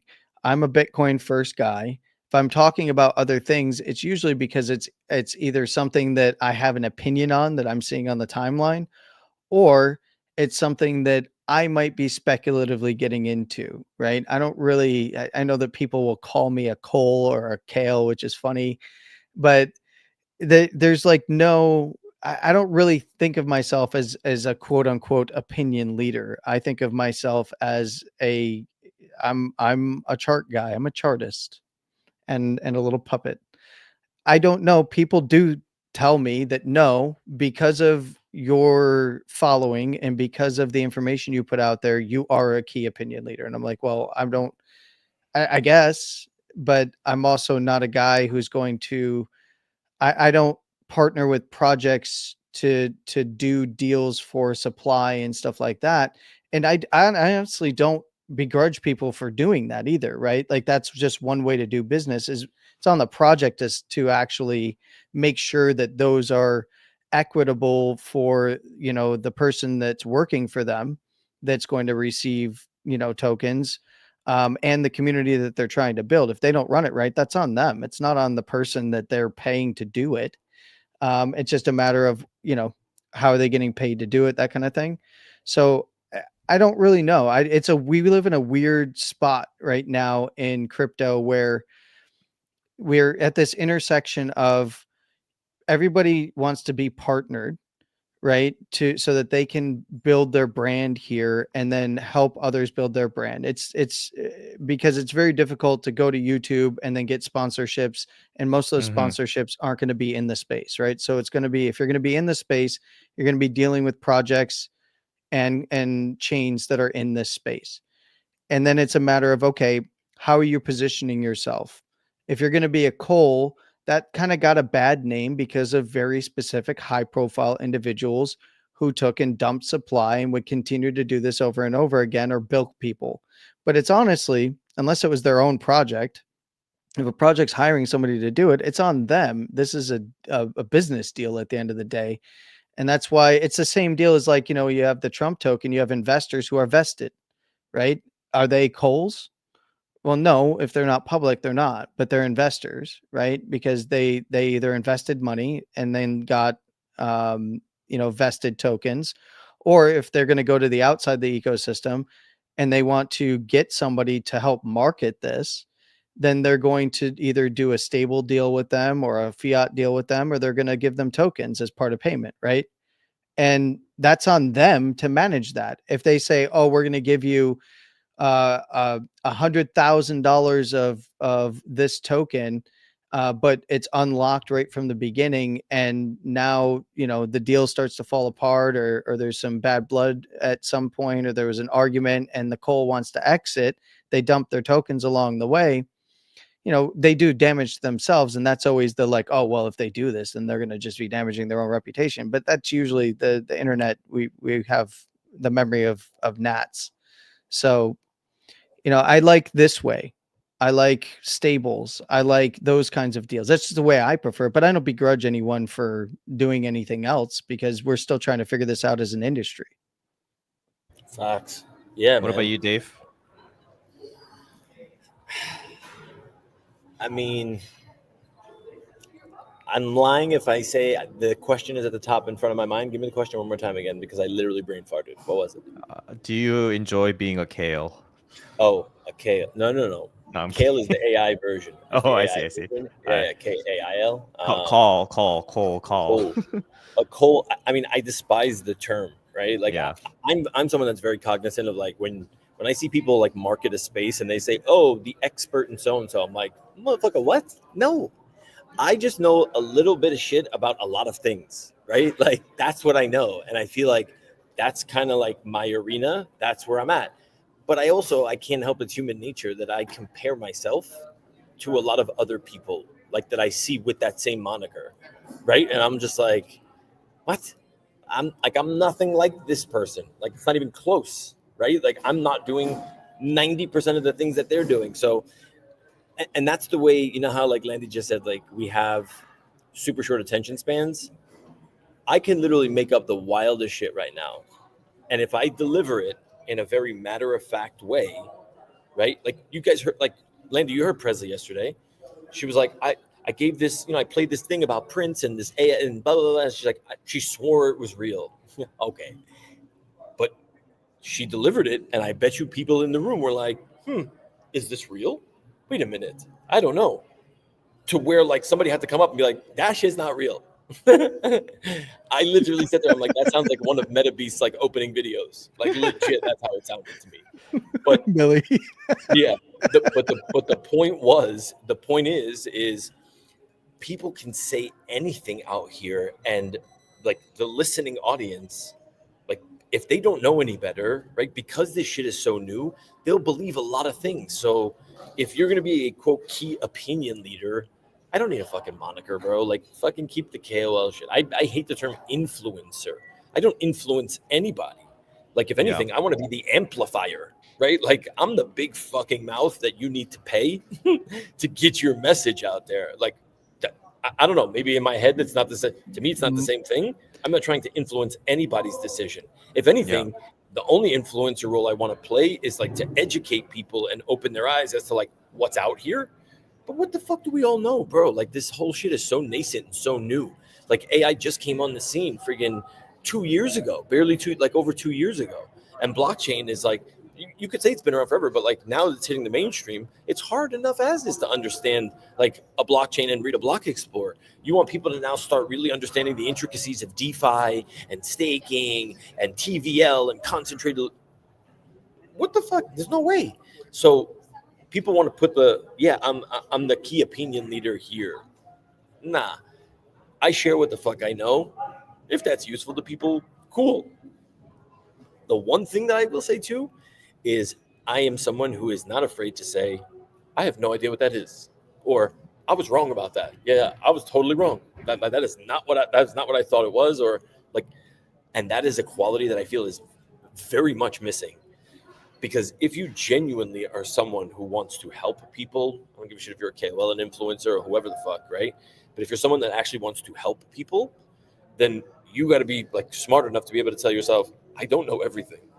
But a lot of people out here, the way they talk, you would think that like they've been in this business for 30 years. Meanwhile, they just came in 3 weeks ago, but they heard something in a Twitter space and now it's gospel. And now like, good luck trying to get them off that. They're not taking the time to research this or research that. We actually take the time to look. If we get onto ATC and we're like, yo, I didn't look at shit today, so I need y'all to tell me like what the fuck is going on the timeline. I'm not afraid. Like, I think that to me is like, you want to be, to me, being a leader is not your opinion on something. No. Like, if you want to be a leader, then there's certain qualities that a leader like embodies. And for me, that's something that I love leading, managing like teams and like helping others be great. I wish I could take my own advice 90% of the time. Yeah, you good. I wish I could take my own advice 90% of the time, but here we are. I don't know, Coma. I don't know. I don't like the moniker at all, but I could care less what other people refer to me as. Like the people that spend the time in the spaces with me and on these streams and understand what it is that we're about. That's what I give a fuck about. You know what I mean? The only reason why I asked was because Yeah. I don't know if you saw my post that I had pinned on my profile, but there was this company that reached out. It was actually a project that was on a Kaido leaderboard, and it's just crazy. They wanted me to be part of their ambassador program, quote unquote, and Yeah, no, I it's don't do purely ambassador based on follower count, right? So if you have over 20,000 followers or something like that, then you'll be put on a tier where you'll get paid more for a post. I looked at that account that had quote unquote like 100,000 followers, less yaps than me, realized he's just part of some farming group that just essentially anytime he posts, it's just like you have all your buddies that basically say, hey, engage with this right now, pump my post. So there's just so many things that happen behind the scenes, but I'll save you all the details, Dave, but they wanted me to do 8 tweets / quote retweets, 8 comments / retweets over a 3-month span, and I guess they'll pay me $100 a month for that. Yeah. So and they wanted 16 posts per month basically. So I was just like, dude, that equates to $6.25, and I'm like, come on, guys, like I think sometimes projects are so dumb. Like, how can you even make that kind of offer? And if anything, it's very predatory towards, well, let's call a spade a spade. You know who they are targeting, right? They're not targeting people in the US. They're targeting people in like more in the third world countries, and they're trying to take advantage of that. And I'm just like, dude, this is so predatory. I have to call this out. And like, I had this post ready to go for almost like 2.5 months. I didn't post it because I thought I was being a little too emotional. But now that I've calmed down and I looked at it, I was like, wow, it's even more clear. Yeah, it's more clear to me, especially now, right? Because like just this Huma airdrop alone, it's like, wow, what a big difference one project can be from another, even if they're both on Kaido, right? So yeah, it's just crazy to me how sometimes people see calls just because it's like a follower count. And if anything, sometimes I feel like certain creators, they get lazier as they get bigger. You know, they just say, hey, I'll just post this and then make my money and move on, right? They don't take any effort to actually study what they're offered. I'll say this too, like I didn't lose, but I thought I was working two new clients this week, right? And when in this business, right, and how like deals get done is you're in the DMs, you're on Telegram, you're having conversations with this one, then they put you in a group with 3 more people on Telegram. So now it's like there's bits and pieces that are everywhere. So I get that, like, maybe information gets lost to like a little bit of the ways. I literally went back and forth with these guys for maybe 3 weeks in the DMs. Okay, Dave, what would we get? They're not just going to give you a budget, right? If they give me a budget, I can craft an amazing thing for them. But if you don't, okay, here's what standard is, right? And I always like telling people, like, start with a month, right? The founders out here, listen, and please listen to me very carefully. If you are a founder that is out here right now and you're looking to hire someone, right, or a team of people, whoever it is, to help amplify a message, launch a product, launch a token, whatever it is that you're doing, I can guarantee, and I never say this word, I will guarantee you that if you do one space, just one space with someone, it's not going to be enough, because it is not a silver bullet. And when somebody pitches you a 1 month or a 3 month like engagement, you should take the time to consider it and look into it, and not try and nickel and dime that person, and just really look at the rest of the market and say, is this actually what the market demands? Because they're making decisions. I get it. Financial decisions are important. If you have the budget, great. You don't. I get it. I'm also not for everyone. I'm not the cheapest, but I'm also not even close to the most expensive out there, right? Went through the whole hoops with 2 of these. One of them, like, back and forth. Even when I was on my vacation, I was texting with these guys back and forth. Finally got we agreed certain price. I literally knocked off almost like 40% of like the actual like initial number, and I was doing a lot, content repurposing, 4 spaces, like ATC placement, like everything, for what would have been peanuts relative to the work I was doing. And we agreed, payment terms good, half up front, half after the first space. Then they come back and they're like, we can't do that. We've been screwed over too many times and blah, blah, blah. And I said, look, I don't know what that means. Did you go to my page? Did you listen? Did you review my content?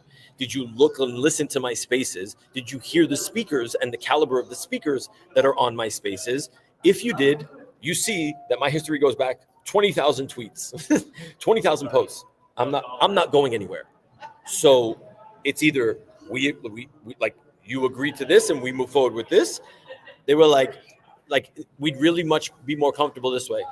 And this is where this is why people like me have an issue with this, because people that are afraid to stand up for the value that they bring just capitulate, and they're like, okay, fine, I'll take whatever I can get. I get that. Maybe starting out, that's what you have to do. I'm not throwing shade at it. It is what it is. Everyone's got to start somewhere. You got to figure out where you fit into this whole mix. But at a certain point, like, businesses need to understand. That's right, Empress. Businesses need to. It's all the goodwill shit you're donating.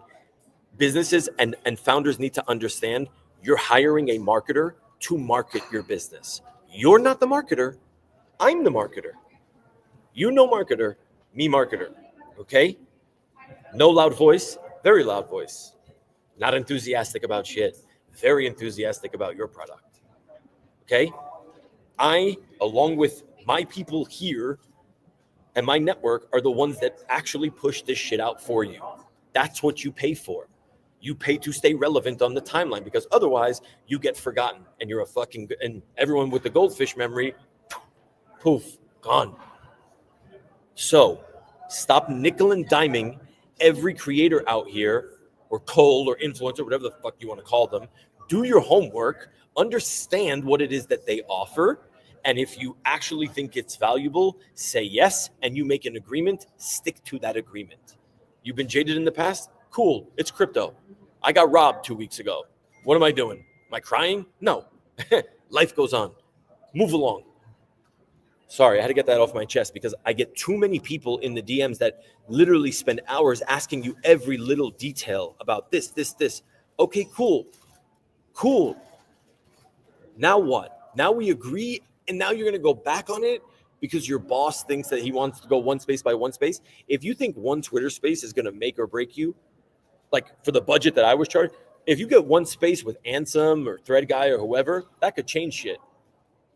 You're going to be paying a lot of fucking money for those dudes. I'm talking tens of thousands of dollars, right? Yep. So the Yep. $500 that I'm quoting you, really? Come on, get out of Yeah. here. What up, Evolve? Here's the thing is I think that a lot of bootstrapped projects in this space really don't understand um, what it used to be like. For instance, just last cycle, for instance, you put out a media kit, you have set rates, and that's it. It's non-negotiable. You want access to my audience, and this is going to run this way.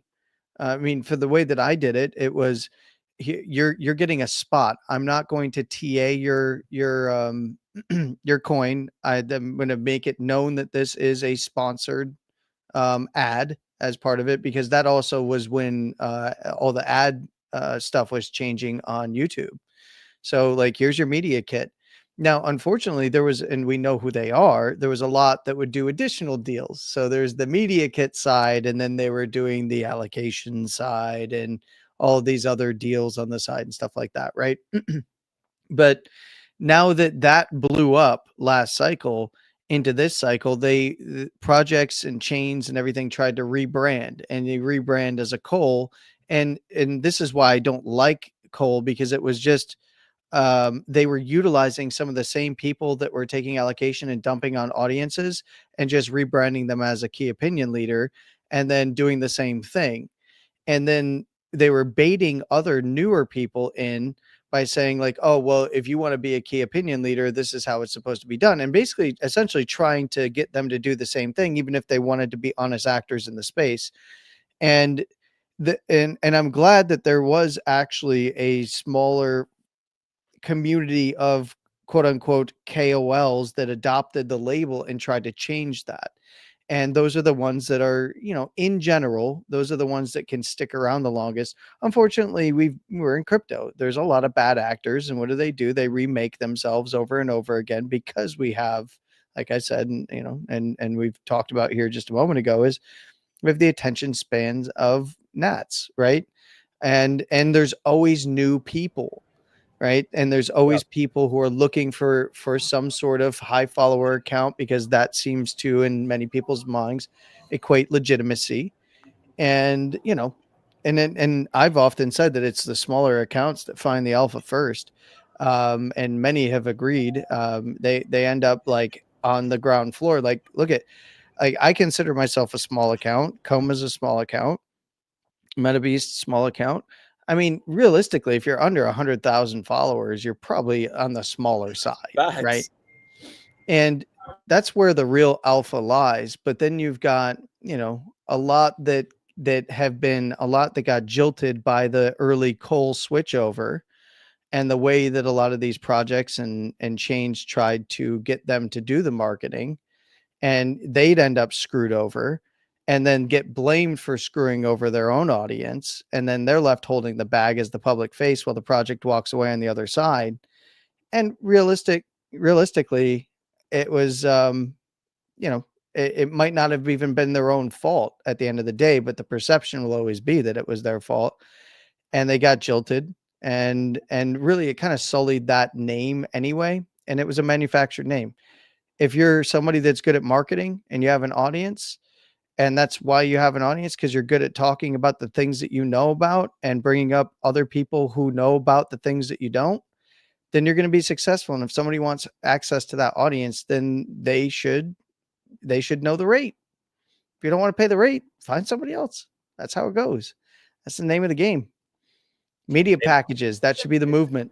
Yeah. You know what I just thought about? Coma, you know what I just thought about also? Do you remember on day one of the Kaito airdrop, like when they were like Ansem empty, like $250,000, the whole clip, it was $250,000. And people are like, oh my God. When I look back at that now, can you imagine what that would have yielded if you just took staked half of that and like just put your blueprint with like Ansem airdrop and what that would have been? That's insane to me. I'll be the first to admit, Dave.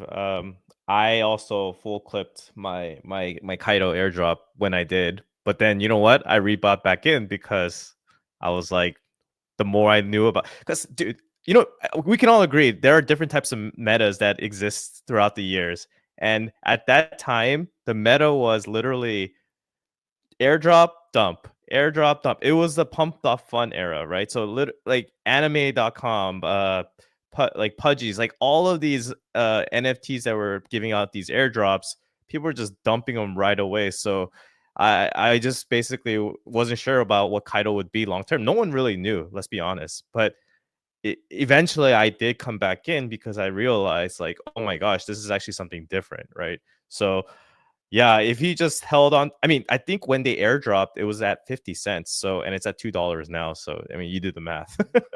It's pretty crazy. What was the price when everybody emptied the clip?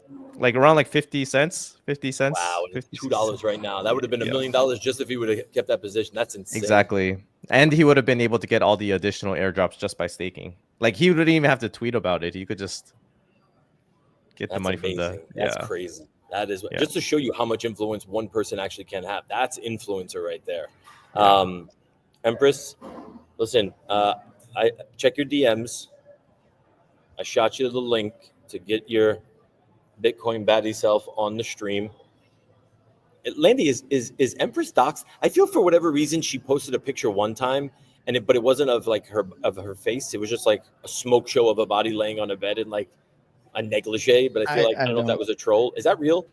No, I don't think so. God damn. No. So there is the possibility that Empress is like some. No, let me stop. Empress, if you're a Bitcoin baddie, you need to come on. You need to come up on here. We need to hear about it, and you need to buy me some time that I can go check into my room finally. Yeah, look, it's an interesting thing, especially when you start to get into the back end of how a lot of information is sourced, paid versus unpaid, and a lot of what people don't realize is a lot of it is actually organic. A lot of people ascribe things to, like, maybe I actually got some DMs not that long ago after one of the ATCs, and somebody was like, how much do you guys get paid to like talk about some of these things? Like, we're not getting paid to talk about anything. That's the joke. Dave bucks aren't real. Like, I mean, come on. Like, we're literally talking about things. We're talking about things that we are genuinely interested in. And okay, bro, I was mistaken, bro. I'm not, because you know me, I'm a psycho when it comes to these females, these Web3 females out here. I know you are.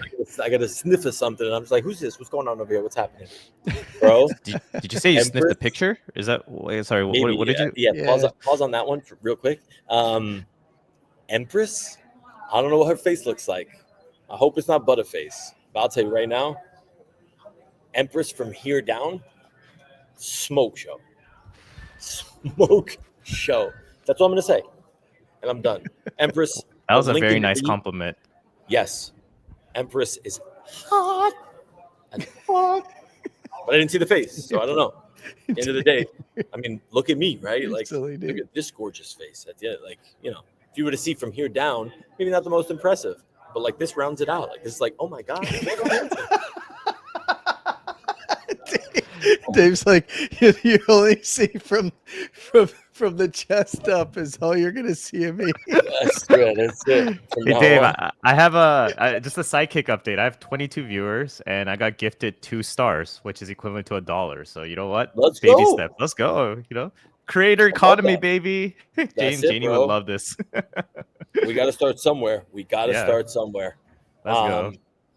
Yeah, Empress, of course, you can't post a picture like that and expect me to read the tweet. I'm sorry. You lost me at like laying on bed in negligee. Like, what? I was like, my gosh. You lost poor Dave at read the tweet. He saw a picture and that was it. Yeah. Lindy, you know what it is? Sometimes you kind of like, you judge a little bit just based on like a voice or how someone sounds. And Empress, I love you, but like someone hears your voice sometimes, it's like, it's a little bit of an annoying voice. Smart as fuck. But then it's like, people probably say that about me. Nobody wants to hear me talk all the fucking time.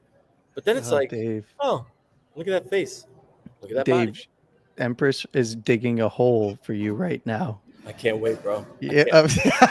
This is literally what I want now. So maybe next time I come up into your space, lies, Dave. we're gonna get more than fucking glass dildos and some bullshit. We will miss him as of 5/26/2025. Here lies. Here lies DCBLA. You're right, Empress. I will read the tweet. My bad. Can you forward it to me, actually? Like, how far? I went down your timeline, but I can't scroll all the way. See, Kelp.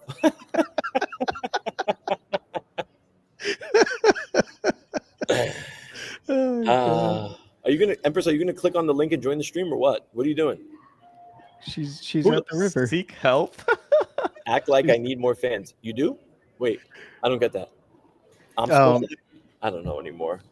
Kids nowadays and their languages, you know, it's crazy talk. You act like you're like the elder statesman out here. It's so funny. I'm like, I'm not young by any means, and when Dave calls me a kid, I'm like, oh man. I feel like I'm like 18 or 17 when he says I'm a kid. I'm like, bro, if anything, we should change our names to like OTC or something. Old things crypto. You know what I just realized? I'm the only schmuck with a camera on right now. Like, what the fuck? Like, you know what? You guys should feel like the old, like well, not the young ones, but whatever. Dave, you're talking to a puppet that doesn't have legs. It seems. I'm talking to a puppet, a young kid with beads around his neck. He's puking between the feet. That's all. Yeah, I see. Little tiny legs. They go. Wee! Empress, can you just click the link I sent you? Let me just drain your wallet real quick. Fuck. She's like, what's this? Definitely went there. You know, I'm actually going to dox the beard at some point. What do you mean at some point? What? Now or never, bro. It's no, not now. I mean, this is not the last of live streams. Bro, we literally just got 100. We just got 100 more people when you said doxed, and it was like, bing. They're like, Landy's doxed. Finally. They're like, well, we finally get to see ZZ Top fucking bench pressing. Bench pressing my front yard. Shut up. Don't tell him. Don't click the Can you imagine if I was sending Empress like fucking rogue links? Oh my god, that'd be probably the last rogue link you sent. Yeah, probably. Yo, I've heard Empress eviscerate people, like literally eviscerate people. But like, that's more like what? I mean, it was funny in your space the other day. Like that shit was like funny talk. But yeah, the drama shit missed me with all that, man. Like I just want to laugh. Let's fucking share some alpha, make some money, and move the fuck on. Wait, you need proof of what? Wait, Landy has a beard? I know, right, D? That's what I said. Yeah, no, it's just going to be... I was Easy thinking top. about breaking out the luchador mask. And that has the mouth with so the beard can just stick out the bottom. Oh, yeah. If you start sticking your tongue out of a luchador mask, bro, it's not going to... It's going to be the last... This is the last time you make it on this stream. That's for sure. Oh, brother. Dude, you have no clue. I'm wild. Uh-oh. I don't know. I want to see Landy at a conference. When's that gonna happen? It's not gonna happen. Probably not anytime soon until some things change. But I do want to make it to some conference. See, here's the tough thing is because if I'm gonna go to a conference, it's usually because I have business, and I did actually have business, but I'm sending somebody else instead, and it's usually not at the conference itself. You say you're sending a representative. Yes. Oh shit! Oh, yeah. That's when you know you're a big fucking deal, when you start sending representatives. That is nuts. Look, we gotta have somebody to rep for what's going on over here in Bitcoin, right? Landy sent Dave for ATC. That's Right, what bro. There you are, bro. If you're paying I enough, sent send me. Dave Bucks I should just send him Dave Bucks and Landy Nichols. Loonies and Landy toonies, as Nichols. Dildo would say. Some loonies and toonies. Loonies Here and you fucking go. toonies. Coma, you're not coming? What's the deal, bro? You said you're going. I said yes. Like, you bitched out. What's the deal? Why didn't you come? You too busy making money on Kaito? Yeah, a little bit of this, a little bit of that, but no, some in-laws are coming this week, so it was kind of last minute, which is unfortunate. But next conference, I will go, depending on where it is. Blah blah blah blah blah. But when I asked you, you were like, I don't know, I make decisions last minute, last second. No. I said that's what you said. I said I book last minute. I make decisions last minute. I said I'm going. I book last minute.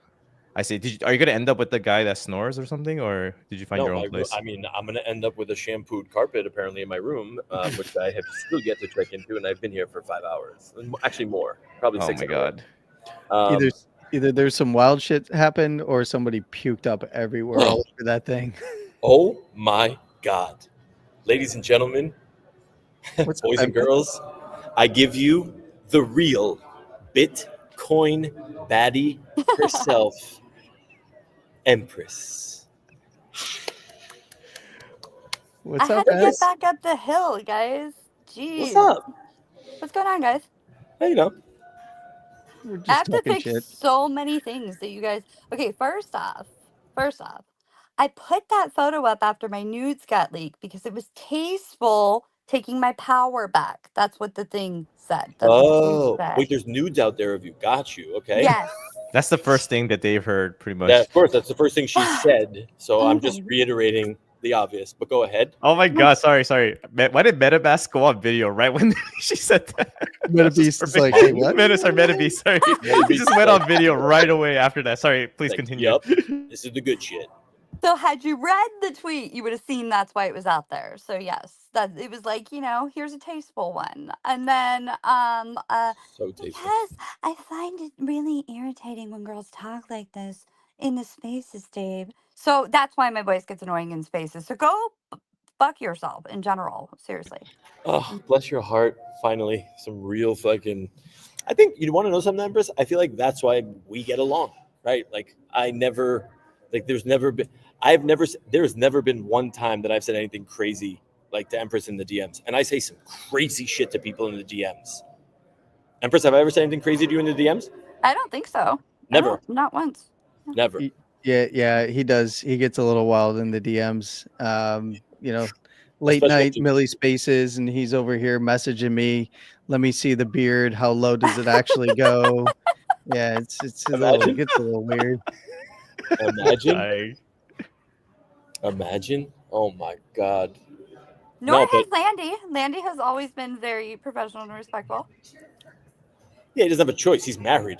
I'm not. Yeah, but I feel always like it's important to say that because he gets very racy with the menfolk in the spaces. So I Oh felt my like God. I would just, qualify. I can't that. imagine.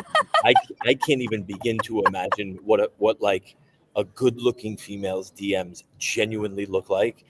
Like, we are heathens out here. Men sometimes throttle the fuck back for a little bit, and I'm saying that full knowing that I'm full throttle sometimes, and I get it.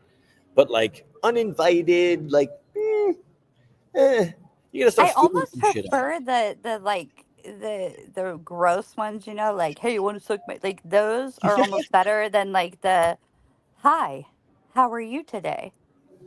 I'm like, good. hey, what's up? WYD, Thanks. what you doing? They're like, oh, I'm glad you're good. Good talk. Is that it? Can I help you? Well, y'all are hilarious because I was looking in my the other messages when it takes like the spam messages and shit and puts it in there, and there was just one that says ASL question mark, and I was like, wait, what? Why are you messaging a puppet ASL? The good old days, age, sex, location. One time I was like, would you like fries with that? Like, I was like, what are we doing, guys? Wait, so what's the ideal? Like, what is we're now full on transition. All right. And guys, we maybe got 10, 15 more minutes, maybe 10 minutes if I'm like, I need to get up to my what's the quintessential like line that like DM opener that like chicks want to hear? I don't think there is one. Yeah, that's a good point. Not in crypto. Not in Twitter, like a DM opener. I don't know. Mm-mm. Yeah. Landy just goes, I have more money than God. How about does that work? Just a wallet address to go and look up. Like, wait, I'm interested now. What happened? Oh, I might block a bitch for that. Like, I can't, like, that whole like stigma, and because the worst part is, some chicks out here would just like instantly go look it up, and it's so insulting to me. Like, I would block them too. Empress, have you mentioned like are you doxxed in any way? Like, have you mentioned what you do for work or living or anything like on crypto Twitter or no? I've been involuntarily doxxed so many times that I got pissed off and doxed myself on my timeline, put my address even. But so I have a minor in minority studies and early childhood development, and then my bachelor's in child and family studies, which is a sub degree under sociology, social work. Got it. Got it. Got it. And is that you use your degree in your profession today? Well, now I'm just full time in crypto when I stay at home, but I was a milieu counselor for juvenile delinquents and sex offenders. Full-time crypto, hey? I Mhm. see. Interesting. You trade? Yeah, I I trade. love Empress that. catches runners, and everyone else is about 3 weeks after fading her will be like, "Oh my god, did you see this thing?" And Empress is like, "Yo, I told you this shit like 3 weeks ago."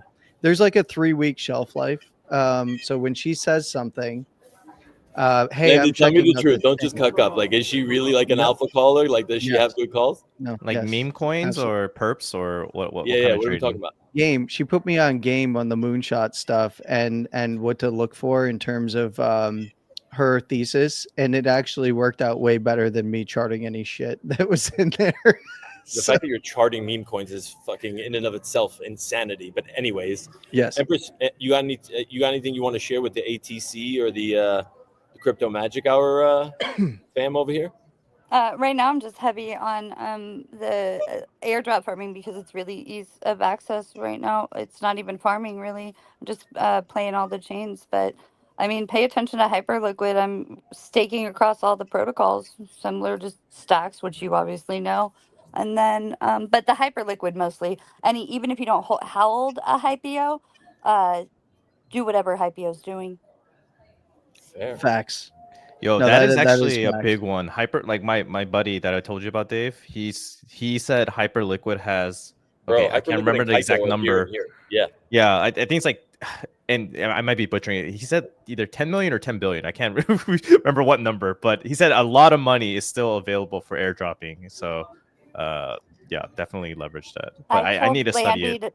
I told Landy to buy a Hypeo at 0.05. I swooped too. He faded me. 0.05 what? No, I didn't. I didn't fade you. You didn't? No, You're the that only wasn't me one. that faded you. That You're wasn't the me. only one. Of course he didn't. Of course he He's No, didn't. the no. only one who didn't fade me. When people tell me something like that, it's like when you were talking about virtuals. I was like, oh shit, I'm gonna go in and I freaking aped. I was like, this looks cool. I'm gonna ape it. Same with Hypeo. We've got now. This is where I've made a mistake. I have not been staking across Hyperliquid, which I should be doing. What I was doing is some lock liquidity stuff, and I realized that wasn't the right route to go. So, but Yeah, you need there's to get into Hyperdash and Hyperbeat for sure. yes, yeah. So I figured that out a Interesting. little late, I thought, but there's still time. I mean that thing's only going to get bigger over time. It's one of the it's pretty slick. If you've never used it before and you trade, it's fucking slick, man. Like they've done a good job. I know they've taken their lumps with the way that people were manipulating how liquidations work and stuff like that, but yeah, it's very slick, and I think that the way that they rebounded is even better. And I like when platforms are battle tested. I do like that. I know a lot of people view it as a negative. They want to walk away and go to something new. Like you're going to go to something new that they just built over here because something that might have happened on this other side was they prevented it and they remediated it. But now this brand new thing over here that has way more sharks in the water. You want to go over here? Like, come on. But see, that's why I respect what Coma does, because the only person he trusts is him, right? Like he's gonna do the homework, and he's gonna like genuinely go to. He's like me. Like I'm going to talk to every motherfucker out here that I can that's associated with this thing, so that I can get a genuine understanding as to like what's what, right? Like you're not gonna get everything, but like if you follow the masses out here on crypto Twitter, I promise you it's a losing strategy. Like you're gonna lose. because the majority of people lose in crypto, especially if they're posting on the timeline. That's like a fact. You may not always win all of them, but at least you're not losing it as long as you do your research. Like Infinex, I'm sorry, I didn't get in because I just didn't understand it. Like the whole idea of like swapping tokens and then playing this card game kind of thing. Like it just felt kind of weird to me, but apparently a lot of people ate. So, that's on me, because I didn't do the research of how much allocation they were actually giving. But yeah. Wait, Empress, are you... Yeah, I think Hyperliquid is actually very underfarmed from what I can tell. Like a bunch of smart people with a lot of money are farming it, but it doesn't seem like a lot of people in the public are. So, but are you still doing virtuals, or did you move everything to Hyperliquid? I'm not still doing virtuals, but I never move everything to anywhere. Honestly, I'm kind of flattered Landy listened to me, but I also listen to Landy, so I put some stuff recently over into Aptos, and then I'm across a lot of chains in general. I would tell you guys, remember back in the day, NFTs, like whenever anybody said community and utility, you would just like cringe. You're like, oh God. It's just not that way anymore. And like you pay attention to what's dropping, pay attention to what's minting. I'm flipping, I'm making money on these NFTs. I mean, those hypios was a huge come up. Whatever's going on Mega ETH over there with these NFTs that are coming out, whether people believe in ETH or not, those are printing. And even some of our OG artists, if you guys were ever into any of them, some of those manic additions that I mentioned many of them, it was like 0.00005. I just flipped one of them for 0.25. So like some of this stuff is really starting to go. Yep. Yeah. So yeah, Dave, I trade in answer to your question. Yes. And you're hot. So now Oh we're gonna my need. God. You're gonna be the next addition to the crew here. We just haven't figured out how. We can't afford to pay you anything, just so you know, Empress. So it's gonna be like an Dave internship. Bucks. I don't take payment. Loonies and toonies. Oh, perfect. Even better. We love interns. Amazing. I don't. I am definitely not an intern. No, but yo, in all seriousness, guys, Thursday, I want to organize I want to try and get the ATC name out there more. And the way to do that is by bringing bigger names into and have bigger names on the panel. So I got Whale. I reached out to ICOB. I'm going for the top. The guys that you see at the top of these fucking leaderboards and that I have on these WAGMI Hub spaces, I want them on the ATC spaces because I genuinely believe that we're one of the best programs. Maybe not today. We're one of the best programs for crypto news on the daily. So we just need to be put on the map. So if you guys have anybody like Empress, please, this goes out to you as well. Like if you want to come chat on the panel with us on Thursday, obviously you know your shit, you know what you're talking about. Like come and Landy, Coma, invite. Like let's really do this and let's have Thursday's episode be a banger episode, name wise, so that we can maybe make a dent out here and start getting people to take a little more notice and we make a little bit more noise, Yeah, no, that's a good point, and maybe some structure will be helpful for the longevity of our series, And I know we joke about money and stuff, but if we're big enough, rather than us asking for people to join our space, it's gonna be the other way around. So, no, I totally agree with you. Let's do a set day of either Thursday or whatever, and put the dedicated person. And maybe we could even change the format a little bit, Dave, for the Thursday one, where rather than having them, and this is just me just throwing out ideas, but rather than them waiting for us to finish the first 30 minutes, maybe, because sometimes people will come because they want to see that big hitter, you know what I mean? And then that way we could switch it up where they could hear the big hitter and then we could talk afterwards. But I don't know. Yeah. I'm open to different ideas, but same, yeah, bro. This is we experiment out here. So I'm down to try, a lot of things more than once. But but now that you mentioned Thursday, I'm going to lock in a little bit more and I'll reach out and hopefully I could get the Caldera folks to join potentially. Yeah. So yeah, I'll reach out. That would be dope. Landy, don't bring me some fucking busted ass ordinal fucking Ross Ulbeck project, okay? Give me a fucking name, okay, bro? I'll see who I can get. I'm not quite sure. I don't know that many people that you don't know. So Landy brought me. Give him some credit. He brought me. Yeah, there's Empress. Yeah, see? What do you want? Got Empress. Look, here's the thing. I literally only know all of the people that you all know. So Yeah, but Empress isn't the big name. We brought Empress on as the intern to get the big name. I see. Well, I'll call Satoshi up and see what I can do.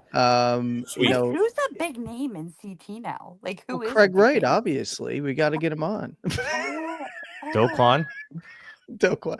Hey, if Do Kwon would be an actual funny get. See if we can make it happen. Who, books?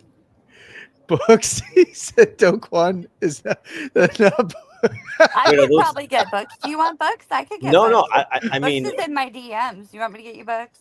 that's what I'm saying. Everybody's probably in your fucking DMs. Did I'm he about see your looking up picture? in Is your that why he's DMs in now your that I know that DMs? picture was real. Who's XD? that's not that he's laughing in Ja, ja, ja, ja, ja. yeah, basically. Got it. Oh, fuck. I did it. My bad. We're staying away from the racial stuff. My fault. Fun year. My bad. I Andy, love shut up. how white I am that I don't even catch this shit. I don't even know what that Yeah, is. my wife she threw a slipper at the screen just then. La chancla? Oh, I fuck. was going She to say, did. was We that gotta a get off. chancla? Hey, or here's the a thing. slipper? We gotta Here's get the off. thing. Is she did look over for a second and actually laughed at it, so we're in the clear. All right, We're in sweet. the clear. And Sweet. also she did raise a slipper just because. It was And she today. thought- I was today years old when I found out that even though I don't know what Landy looks like, his wife is Mexican. Okay. Well, she's from South America. Oh, Oh, It's I love real. it. You racist prick. You just assign everybody. No, Mexican I mean too she on could top be. of it. She could be. I'm neither confirming nor she's denying. probably looking at you right now, being like, "Motherfucker, these people think you're a puppet, and you're out here doxing Yeah. me, bitch." Yeah, exactly. I'd cut your ass too, bro. What are you I would talking cut about? your Eyes, If bro. he has a I just got somebody eyes. south of the border, we know damn well he's a white man Yeah, when y'all he's are got fucked. money. I was teasing her the other day, and the joke's probably not appropriate, but yeah, Please don't. I was Please don't. teasing her the other day that she better be careful. I'm gonna send her back. So she can't be sent back. Just so the audience understands, it's a joke, and she's my wife. She loves me, I think. She's You such- had me she's- dying the other day when you were talking about the pet name being bitch. If I had $1 every time somebody their pet name for me was bitch, I was cracking up. Thank you. Hey, when you've been married a long time, Mhm. married men understand that a we term of are the endearment. asshole. God bless. I don't know how y'all do it. And like if Dave, I don't know what to tell you. Yeah. Junie is not just gonna magically sprout legs. You're gonna have to insert her brain into one of those animatronic droids, We're going there. We're going there. and it's just gonna be, that is the future. Wait. Let me try this out. Hey, Empress, you want to die together? I'm not sure I want to live together, so I'm not sure if I want to go that far. Oh, too much. Too That's hot. a really good response. I mean, it's too hot. That was a really good response. You know. Eventually, I mean, that's what it is, right? It's just like, you want to die together? I'll see you in 10 years. Let's talk. Oh, my man, if God. I had a nickel for every backup plan that I was, holy God, I think they should be cashing those in soon, right? Like, This is such a bigger conversation. I have so many questions, but we are not going to go down this route right now because I'm going to hit the end stream button. I'm going to thank everybody that's been on with us for the last 3 hours. God fucking Jesus. No more crossover episodes. I'm tired as shit. I was at the river. 3 hours, 32 minutes, 5,259 of you. I think this is the height of it. This is the most numbers we've ever done. Thank you, everybody, for obviously listening to us, I guess. 26 viewers on Sidekick. Let's go. Let's go. Coma got like yeah. $1 like in tips. Like, we be moving on up, moving on up. Love that. Thank Wait, you, guys. can you add a Sylvester Stallone as well? Just as a request. Like a Sylvester Stallone impression? Yeah, did you do one like a couple episodes ago? No, but like, I mean, if you want, I can't really do it like, hey, yo, Adrian. No, I can't really do There it is. There it is. Oh my God. Hey, yo, Tommy. I ain't hear no bell. Yeah, I can't do a Stallone one, bro. Get out of here. Nah, That was Stallone is perfect. not- Thank you. Yeah, you're welcome. Coma's clipping that, by the way. That's why he's saying, okay, thank you. He needs something to go Got viral. him. That's the thing that's gonna get him to go. Oh, fuck me. So good. Posting on Pump the Fun right now as we speak. Okay, bro. I want 50% of the. I want the cut. You understand? Believe. We're putting it on Believe. All right, believe that works much better. No Shout out to liquidity Nikita. I'm gonna see you on Wednesday, boy. I'm coming to pitch your ass, and I guess we'll see. But Empress, thank you so much for confirming that is you, and for being hot. That is great, and for coming up and joining us. Obviously, fantastic. It was great having you, and you are more than welcome to come anytime. I just wish people would show their faces, but if they don't want to, I get it. You all don't look as good as this Thanks for purple hair having me. puppet MFer. Fine, it is what it is. Landy, as always, you're short. Yes. I thank you. And guys, my carpet in my room is now like freshly shampooed. Go nuts on Twitter, trying to decide what the fuck they had to shampoo out of the carpet. I don't want to know. I don't want to know. And Well, with we that, know that it's going to need to be shampooed again. yeah, this is true. Coma, you win MVP again. Your alpha is unmatched. Congrats again on your airdrop today. Great fucking work, dude. And yeah, to everybody that's tuned in, stay tuned in. D, I keep looking at Mexicant and I keep seeing. We need to stop. We need to go. Okay, my brain is in a different place now. I need to go take a cold shower. Love y'all. Peace. Deuces. We are